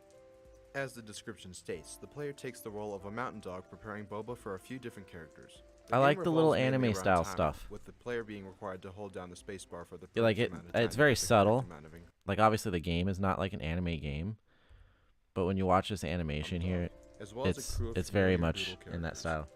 As the description states, the player takes the role of a mountain dog. See, I preparing see boba this, for and I'm a like, few oh, different that's like kind of characters. like an The anime. game revolves mainly around timing, with the player being required to hold down the spacebar for the perfect amount of time to get the correct amount of ingredients. The game has 5 levels, which progressively get more difficult to fill with the correct ingredients. The first thing that we could ask ourselves is where the game takes place. We can clearly see a rainy forest with an emphasis on bamboo, but I think that we could take this one step forward. That's right, the game actually takes place on Champion Island. And to be more Oh. specific, I think it takes place on the table tennis section of the island. Okay. The bamboo forest and ever-present rain are obviously a dead ringer for the environment, but when we notice the stone lanterns in the background of the boba game, it's pretty much undeniable of where we're That would located. make sense. Even the dog's That's cart cool. is made primarily out of bamboo, which is seen as the main plant throughout the table tennis section of the Champion Islands. So now that we have our first piece of lore down for the game, let's take a look at some of the characters.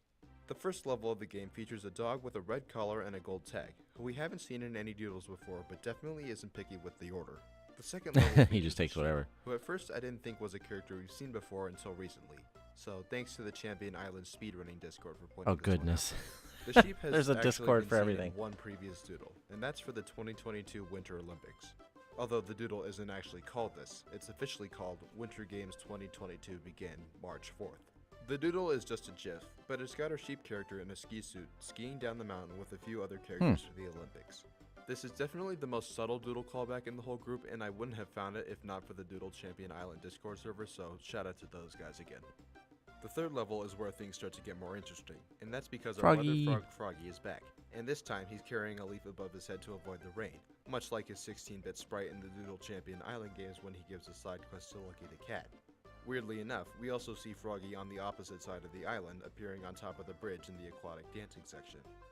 Moving on to level 4, we finally get to see some more noticeably familiar characters. Momo and Lucky appearing You know what I together would on the same totally level. The do two of for them like a share one gaming cup of stream boba together, with a purple straw for Momo is and an orange straw for Pokemon, Lucky. or maybe Don't like forget the straws, because there's a few questions that we ROM can hack ask. Pokemon First games of or all, something. How come Lucky is back on Champion Island? But After all, her game made a pretty big I deal about her could leaving the see island that after getting the games were all over. taken down somehow. And it's possible that Lucky I don't know. honestly I'd have to just look into it returned because after leaving, Nintendo's really but I weird. think there's more that meets the eye here. They used When to the be game extremely begins, we can see strict that there's a on big rainstorm for most of it, and YouTube as soon as content. we finish up and close a shop, the rain immediately disperses and is replaced by sunshine. In the Doodle Champion Island games, one of the missions for Lucky in the table tennis region is to help get rid of all the rain. This is, fittingly, the mission given to her by the Weather Frog. Lucky gets rid of the rain by talking with a boy named Amefuri Kozo, who's also seen in traditional Japanese mythology. The trophy for Lucky involves finding a train ticket to the rest of the island for the boy to use after he lost his in the wind. Eventually, when Lucky gives the boy the train ticket, he finally leaves and takes the rain away with him. And this is exactly how the Boba game looks, starting with rain and ending it with it fading away. Although in the Interesting. game, when Lucky completes a task, she still has yet to meet Momo, so we can be pretty sure that this doodle takes place after the Doodle Champion Island games, not during them like I initially assumed. I'm Going back to Lucky and I'm Momo actually themselves, hoping- they're both seen in a I'm actually hoping that he does somewhere that, well, I don't know. There's not a lot left, but a whole timeline graphic would be more detailed art amusing, style, showing similar how but they're all slightly connected, different from the anime cutscenes in the Doodle Champion Island games. like the way And a while Star the two Trek cats are or obviously good friends as seen in the game, Marvel it's or something possible that does. They're actually dating each other as well. Given the frame of the two as they walk away, this Aw, wouldn't that's really cute. surprise me. Good for that. Let's finally move on to the last level, which is probably the biggest surprise of all the levels for me.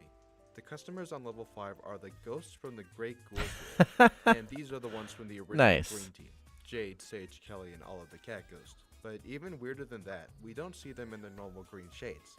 Instead, all the ghosts take on a much more neutral pale color, exactly like Jinx in Jinx's Night Out. Also, Jade looks really oh, angry timeline. for some Oh, reason. okay. Jokes aside, I was pretty shocked when I saw I the missed ghosts that. in the game for a few reasons. We finally know now that the ghosts can actually visit locations Timeline that and aren't story normally recap, abandoned, so- as was the case in the past. And we can also So he's gonna see go that over the ghosts aren't timeline. I just think permanently it'd be stuck in interesting one if there was, like, color a either. graphic. Instead, it's much more likely that the ghosts only take on a color Possibly. when they're competing in the Great Ghoul Duel, which canonically only takes place on Halloween night. And though we've gotten confirmation for this in the past, it's just some more additional information that we could use to see that the ghosts have long since changed their evil ways of terrorizing the masses and have since definitely mellowed out. And with that, let's move on to the final doodle. On July 12, 2023, after I was already done with this video script and already editing it, a new doodle popped up. And I'm writing this as I saw the doodle a few minutes ago. Nice. The doodle in question is called Celebrating Pani Puri, which is, according to the Oh, doodle, cool. a popular South Asian street food made of a crispy Yes. shell stuffed with potatoes, chickpeas, spices, or chilies and flavored waters. The objective of the game is simple, which is to select the correct group of puris that matches the customer's order, fast. As a result of this, we're faced with the most incredibly, overwhelmingly impatient group of customers I've ever experienced in my life, with tempers running short within 3 seconds of ordering. Ignoring that, in the group of customers are, once again, Mo and Lucky, Like ordering Bejeweled Pani Puri type like thing. the rest of them. Or This Candy time, Crush. they're drawn in a more abstract stylization, a lot like how Picasso draws cats. Momo and Lucky are just like the other customers, where waiting over 3 seconds to receive their order will cause them massive amounts of pain until they leave unsatisfied. Gosh. There's another customer in line Brutal. with what I originally assumed to be a frog backpack, but after waiting too long to give the order, we see that the frog's eyes actually move, and Ah, I'm pretty sure that this is there's the one Froggy involved again. Froggy. There's not Damn, many they get definite pissed lore really connections that we fast. can make off the doodle except for a few. Mainly the fact that this is the first time we see Lucky, Momo, and Froggy interact with actual humans. Almost every single time we've seen them before, they're interacting with other animals, and in the Earth Day 2017 doodle, the entire city is filled with animals with no humans in sight. I'm not really sure what to make of this, but it's interesting to see some development with our main characters traveling to different areas of the world which have humans. Maybe there's some regions that only animals can get to. The Champion Islands only have a few humans at most compared to hundreds of animals. Maybe the animals and humans live in separate regions of the world? There's a lot of room for interpretation here, so if you have an idea of how the world functions here, feel free to comment it, because I'll be interested to see your opinions. And with that, we end our not-so-short recap of all the doodles. This last part of the video is going to go through the timeline of events as I see them, and try to connect a few elements that I haven't gone over quite yet. Alright, So, here we all go. the doodles that have at least some element of lore in them, here is the rough order that I believe they take place. Global Candy Cup, Earth Day, Magic Cat Academy 1, Magic Cat Academy 2, Jinx's Night Out, Doodle Champion Island Games, Boba, Pani Puri, The Great Ghoul Duel number 1, and The Great Ghoul Duel Oh, number okay. 2. This might be entirely wrong in every way conceivable, but I'm going to piece together why this is the relatively correct order in my opinion. Alright, starting from the top. Our story starts with the 4 Candy Cup witches, red, yellow, green, and blue, participating in the 2015 Global Candy Cup and fighting for the most pieces of candy around. Right, so we obviously have a year for that. Yellow Witch ends up absolutely obliterating the competition, winning the cup. And in doing so, we're introduced to her beloved cat Momo, one of the most important characters of the Google Doodle universe. There's the origins. We all know that Momo's first appearance was in the Global Candy Cup. I like how it's like just being carried along on the broom. And as a wizard cat in most of the later games. The second doodle on the list is Earth Day 2017, and the main reason I put it there to begin with is that it appears Momo is still in her cat form, walking around on all 4 legs without her robes or wand. We know from the previously mentioned deleted scenes that Momo can transform from a normal cat into a wizard cat, so it's pretty difficult to tell when it might have taken place. Anyway, after Momo changed, our next game on the timeline is Magic Cat Academy 1. After Momo is attending her school of magic, seemingly for non-human folk, and defending it against the attack of the ghosts, who seem absolutely obsessed with the animation. Her spellbook. Momo is able to defend the academy successfully and defeat the big boss ghost. Unfortunately, and much to Momo's annoyance, he comes right back in Magic Cat Academy 2 directly after, by possessing the creatures of the ocean and the ocean floor itself, destroying Sugar the Mermaid Cat's ship in the process. Momo then dives down into the ocean with a magic air bubble made by her classmates, and once again fends off the ghosts. She meets up with Sugar in her sunken boat, and when they finally did something useful. To finally defeat the big boss ghost. Once defeated, he's launched towards the stars with a glimmer of light. And honestly, if anything, this is just a massive indication that we'll have a 3rd Magic Cat Academy game. I'd love to see how the ghosts react with the elements in space. For all we know, Momo could be going toe-to-toe with asteroids and comets. Hell yeah. Right after the events of both Magic Cat Academy games comes the Halloween 2017 Doodle Jinx's Night Out, where we get confirmation that the Magic Cat Academy and Candy Cup games take place in the same universe. I don't normally like a lot of modern art style or animation style for cartoons and some of these types of like things that brands do. They're very like soulless and goofy looking, but somehow with these Google Doodle ones with these characters, I think they actually did a pretty good job with it. The game takes place a year after the events of Magic Cat Academy. In the 2-minute animation, Jinx, I also like how they portray this ghost, is shown to have fear over the ghost's past treatment of other people and wants to join Momo, Froggy the Weather Frog, and the Fox, all from the Earth Day 2017 doodle, with trick-or-treating and trying not to scare them. After going through a series of unsuccessful costumes to try and hide their identity, Jinx finally decides on a ghost costume to approach the trio. Jinx helps Momo with her dropped hat, but blows her cover when a gust of wind blows away the sheet they're using. Both Momo and Jinx are in shock and fear for a second, but Momo there's some good ones out there, but I don't know, for some reason when it comes to resulting in a happy ending for everyone. The next doodle on the timeline making cartoonish stuff of Lucky the Cat in the Doodle Champion Island games, competing 7 different sports and bringing peace and balance to the island. She encounters the Weather Frog from the past, as well as a slew of references. I'm actually not a huge fan of Google at all. Like, I can't stand the brand in general, and I haven't used Google since like the early 2000s. But while there's plenty that we don't know in yet this about specific the story, case, I believe that these are Momo pretty ends cool. up But I mean, this sailing is a on little Champion different Island after from the the events of search Magic brand. Cat It's like some Academy people 2, making where at some point she meets the Crane a game to go along with it. Trophy Master. I've seen people suggest that the boat Momo is found in the Doodle Champion Island games is actually Sugar the Mermaid Cat's ship from Magic Cat Academy 2, but personally I don't see a whole lot of resemblance between the two ships.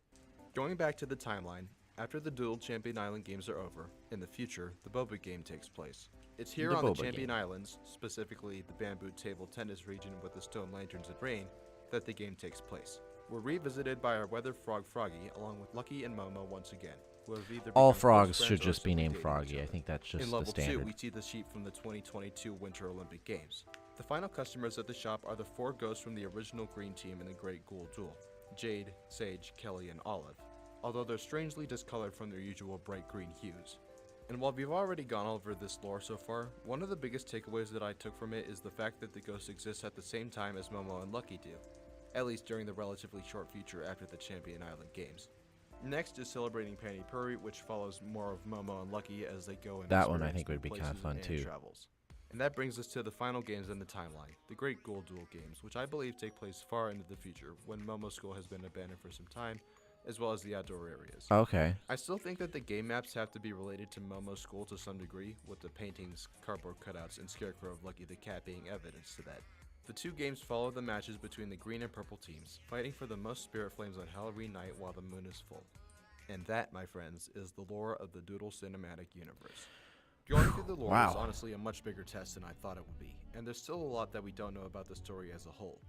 But for now, I'm super excited to see where the story could be headed next. I just whether wouldn't that's call more it games and cinematic animation, because or again, even something cinematic else would have entirely. be like, okay, It's this is a been pointed movie out that series, the you know, Halloween it has to do with 2022 cinema. doodle was originally meant for 2021, I know we but just was you pushed kind out of a year use that due to term. delays.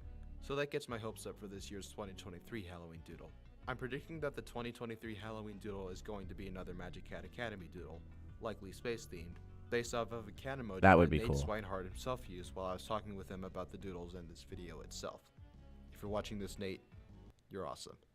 But whatever comes, I'll definitely be analyzing the lore of any future doodles that arrive. The amount of details that they have packed within them is genuinely pretty staggering, and establishing the whole story and timeline was pretty difficult and open to interpretation. For all we know, and as I hope, there'll be a whole lot more to come for the Google Doodle universe.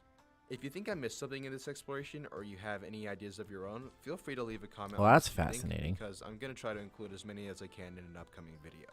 So that's going to wrap it up for this one, and I want to give you guys a big thanks to anyone who watched it in Really its cool. entirety, 'cause you guys Shout are out to this genuinely guy, Cubit. Again, thank you so much for watching, and I'll see you all in the next video.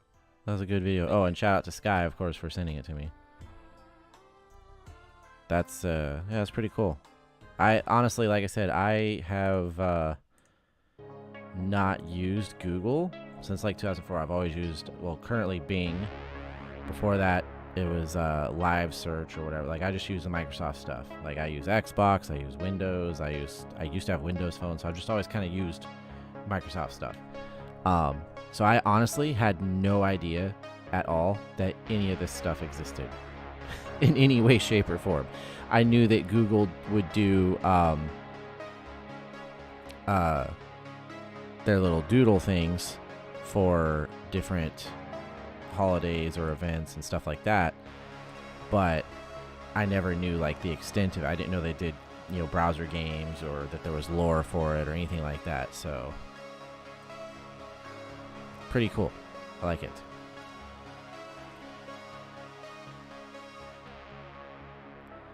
And if you give me just a moment, I'm gonna go use the restroom real quick.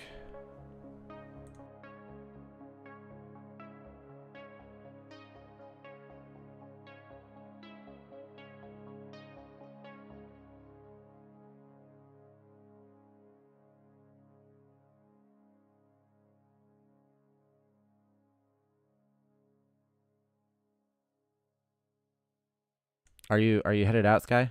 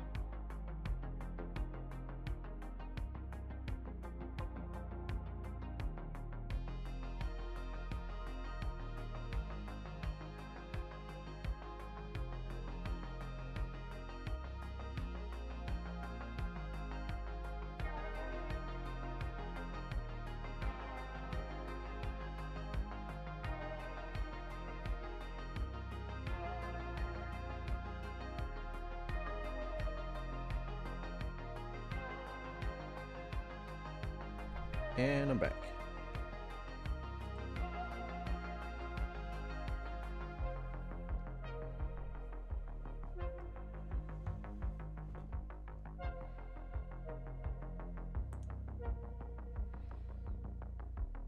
Okay, yeah, I'm definitely liking having my own little scenes for stuff and having a different transition and everything. It's pretty cool, actually.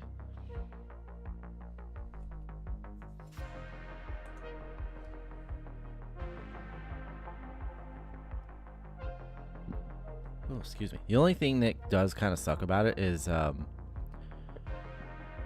if I change the scene, it wipes the chat on the screen. So you can't like come back to it and like, oh, there's the chat on the screen and have it look active, you know?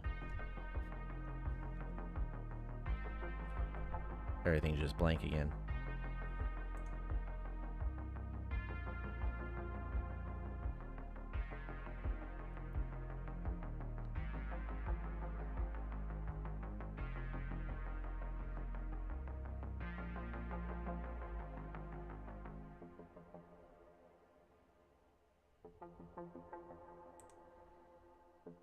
Did you leave, Sky, or are you still there?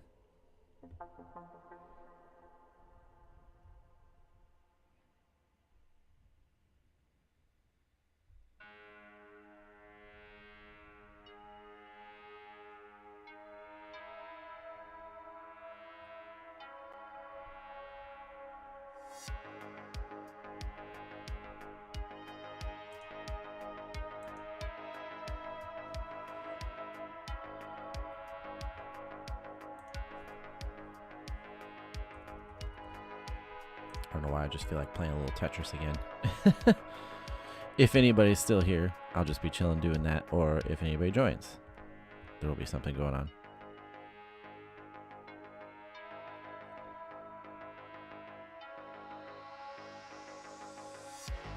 The encumbrance system? How's that?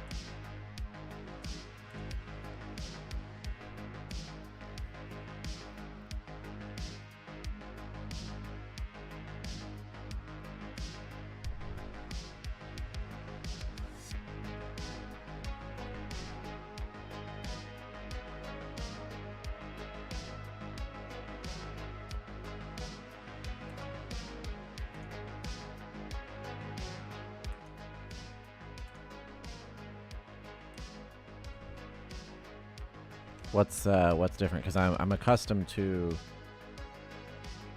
you know, you're too heavy, so you can't fast travel, you can't run, things like that, right? How's it going, Danny Thy King?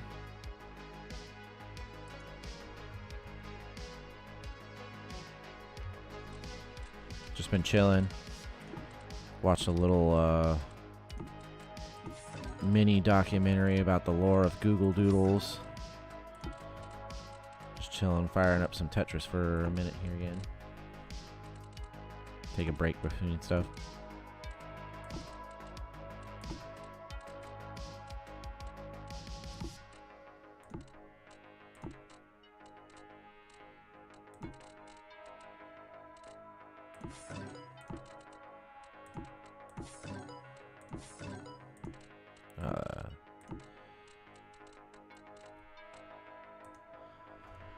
So instead of stamina, you have O2. Alright, that makes sense.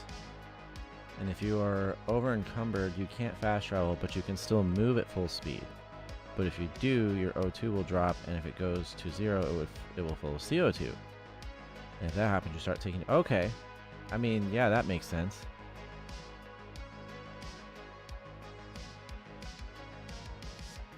But you can still walk slowly or stand still to deplete your CO2 and regen... Oh, okay. So it's like a constant management thing. It's not just, oh, here you are, you're too heavy, you can't do stuff. You know, dump your inventory or something, right? Or use stuff. That's actually pretty cool. It's more of a encumbrance management.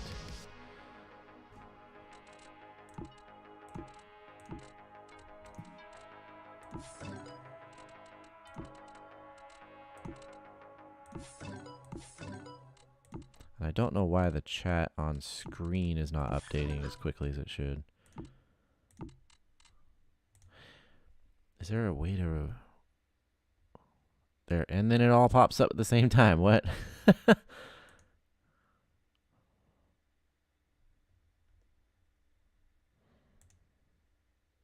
Everything looks good though. So yeah, that's cool though. I like that.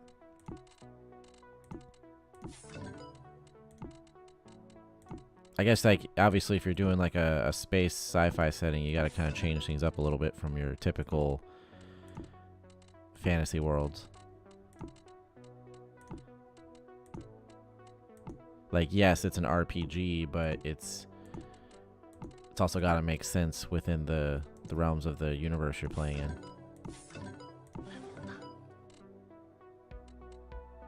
No, go the other way. I can...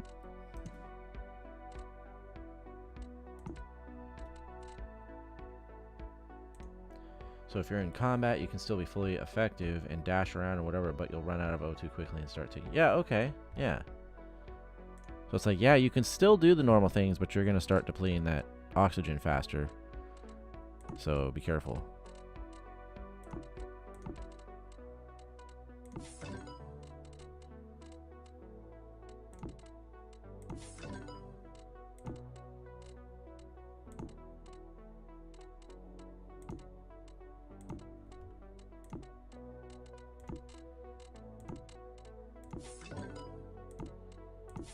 You know, I just realized, like, I suddenly become self-aware about the clicking. Especially since I've turned the gain up on my mic so that everything... So I can keep the volume of, like, videos louder and stuff.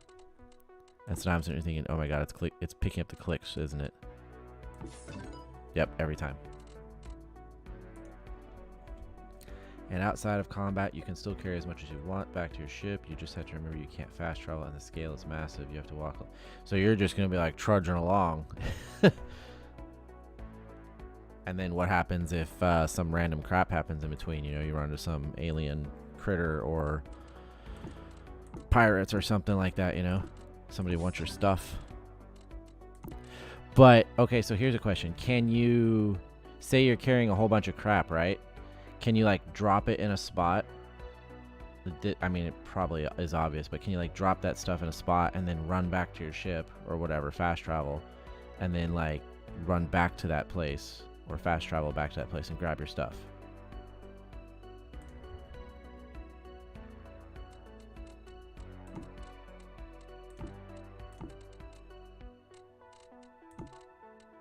Probably riskier, if anything.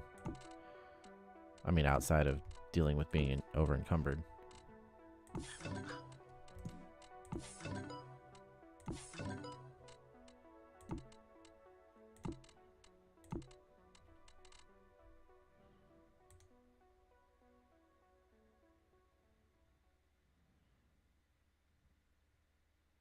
Oh, true.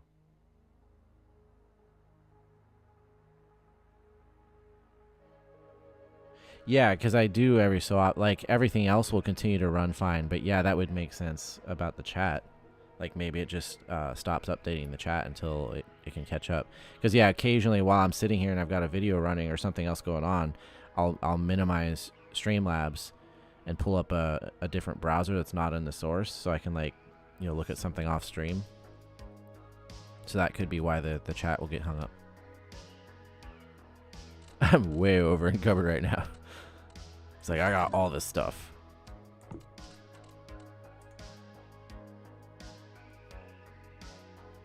Yeah, that makes sense.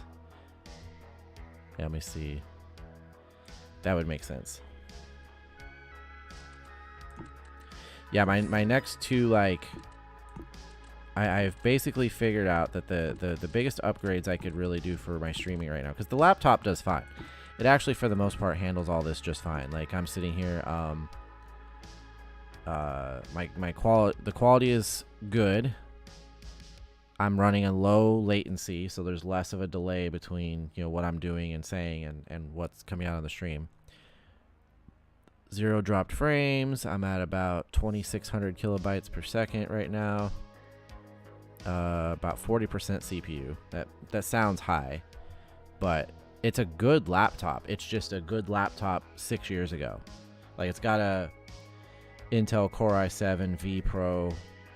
Like, it's I bought it for $500 pre-owned like a year and a half ago, like refurbished or whatever.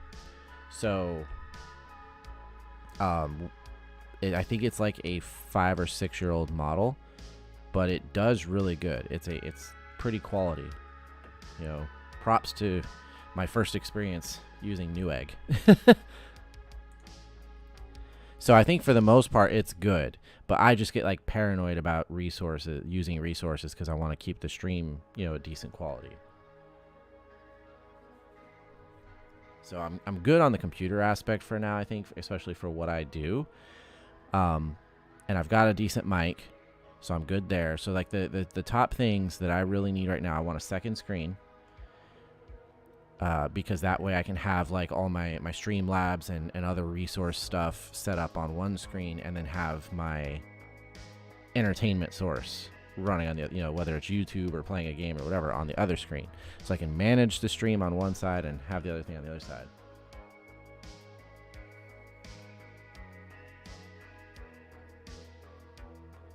And then I also need to get like a little macro pad, like a programmable macro pad, so that I can, instead of having to reach over here and click to mute my mic or click to mute the desktop audio or click to like transition scenes or anything like that, I can just have it hotkeyed on the macro pad and just like hit it, kind of like a Stream Deck, but not stupid expensive and more custom. Whoops, that was not what I wanted to do.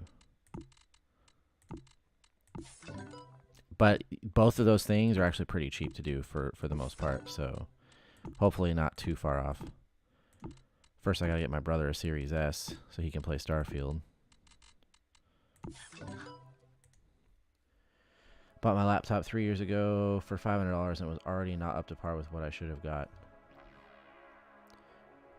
Are you still currently using that laptop? Because I thought you had like a gaming PC. Or at least like just a PC in general, like a desktop.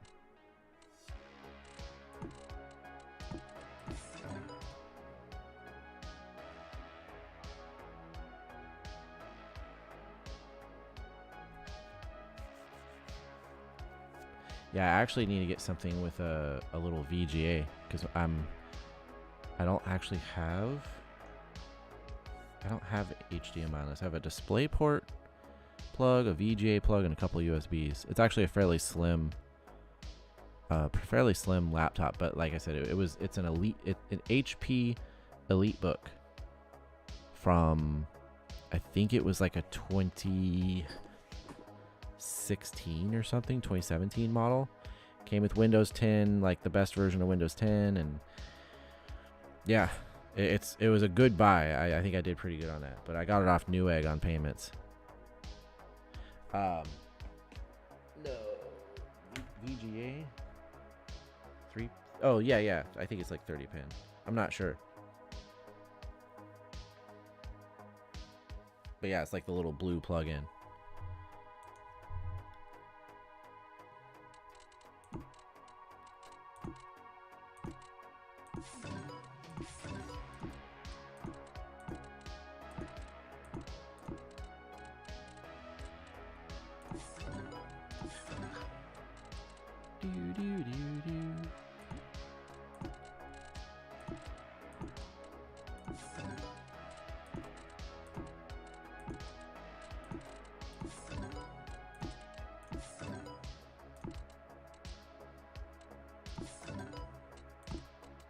That was a mistake. Whoops.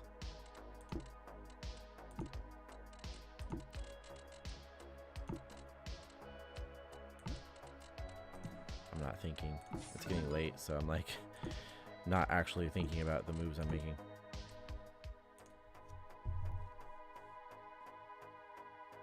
They do, I think. Yeah, 1, 2, 3. Yeah, it's like the little blue pins.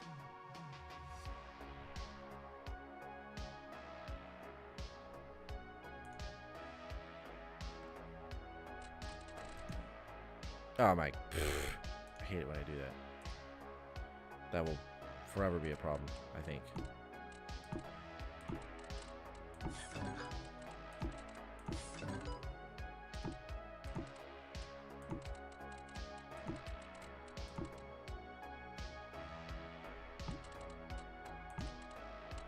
Mouse got stuck there for a second.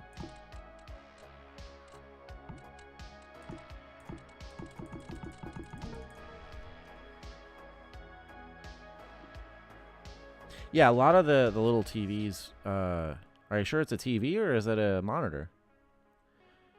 Because some of them I know that they'll be set up to act like a TV. I mean, like a monitor.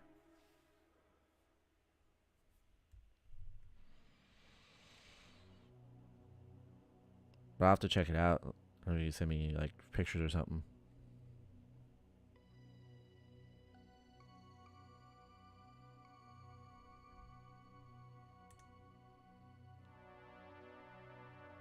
Oh, okay. I mean, either way, it would basically work the same way.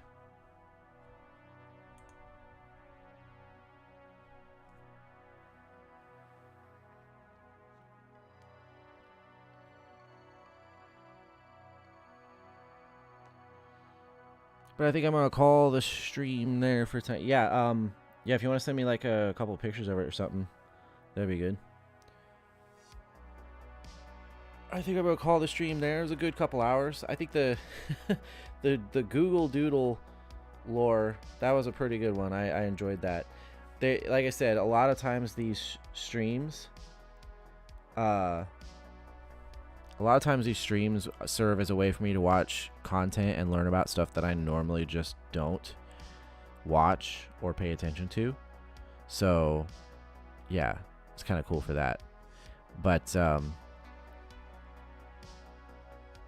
because like when I go turn on YouTube, like right now, you know what's funny? I'm actually about to go watch Cops.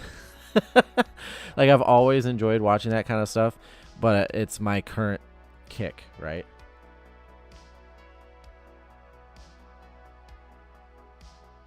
No, I'm probably gonna go lay down and watch YouTube. It's like 2, and I want to get up and go to the gym tomorrow, and then get some stuff done, and then yeah, like I said, I might do. I don't know what you'll be doing tomorrow, but I might do like a little bit earlier stream on like Twitch and play some video games, some Street Fighter 6 or something like that. I might do that, and we could party chat. But I'll let you know.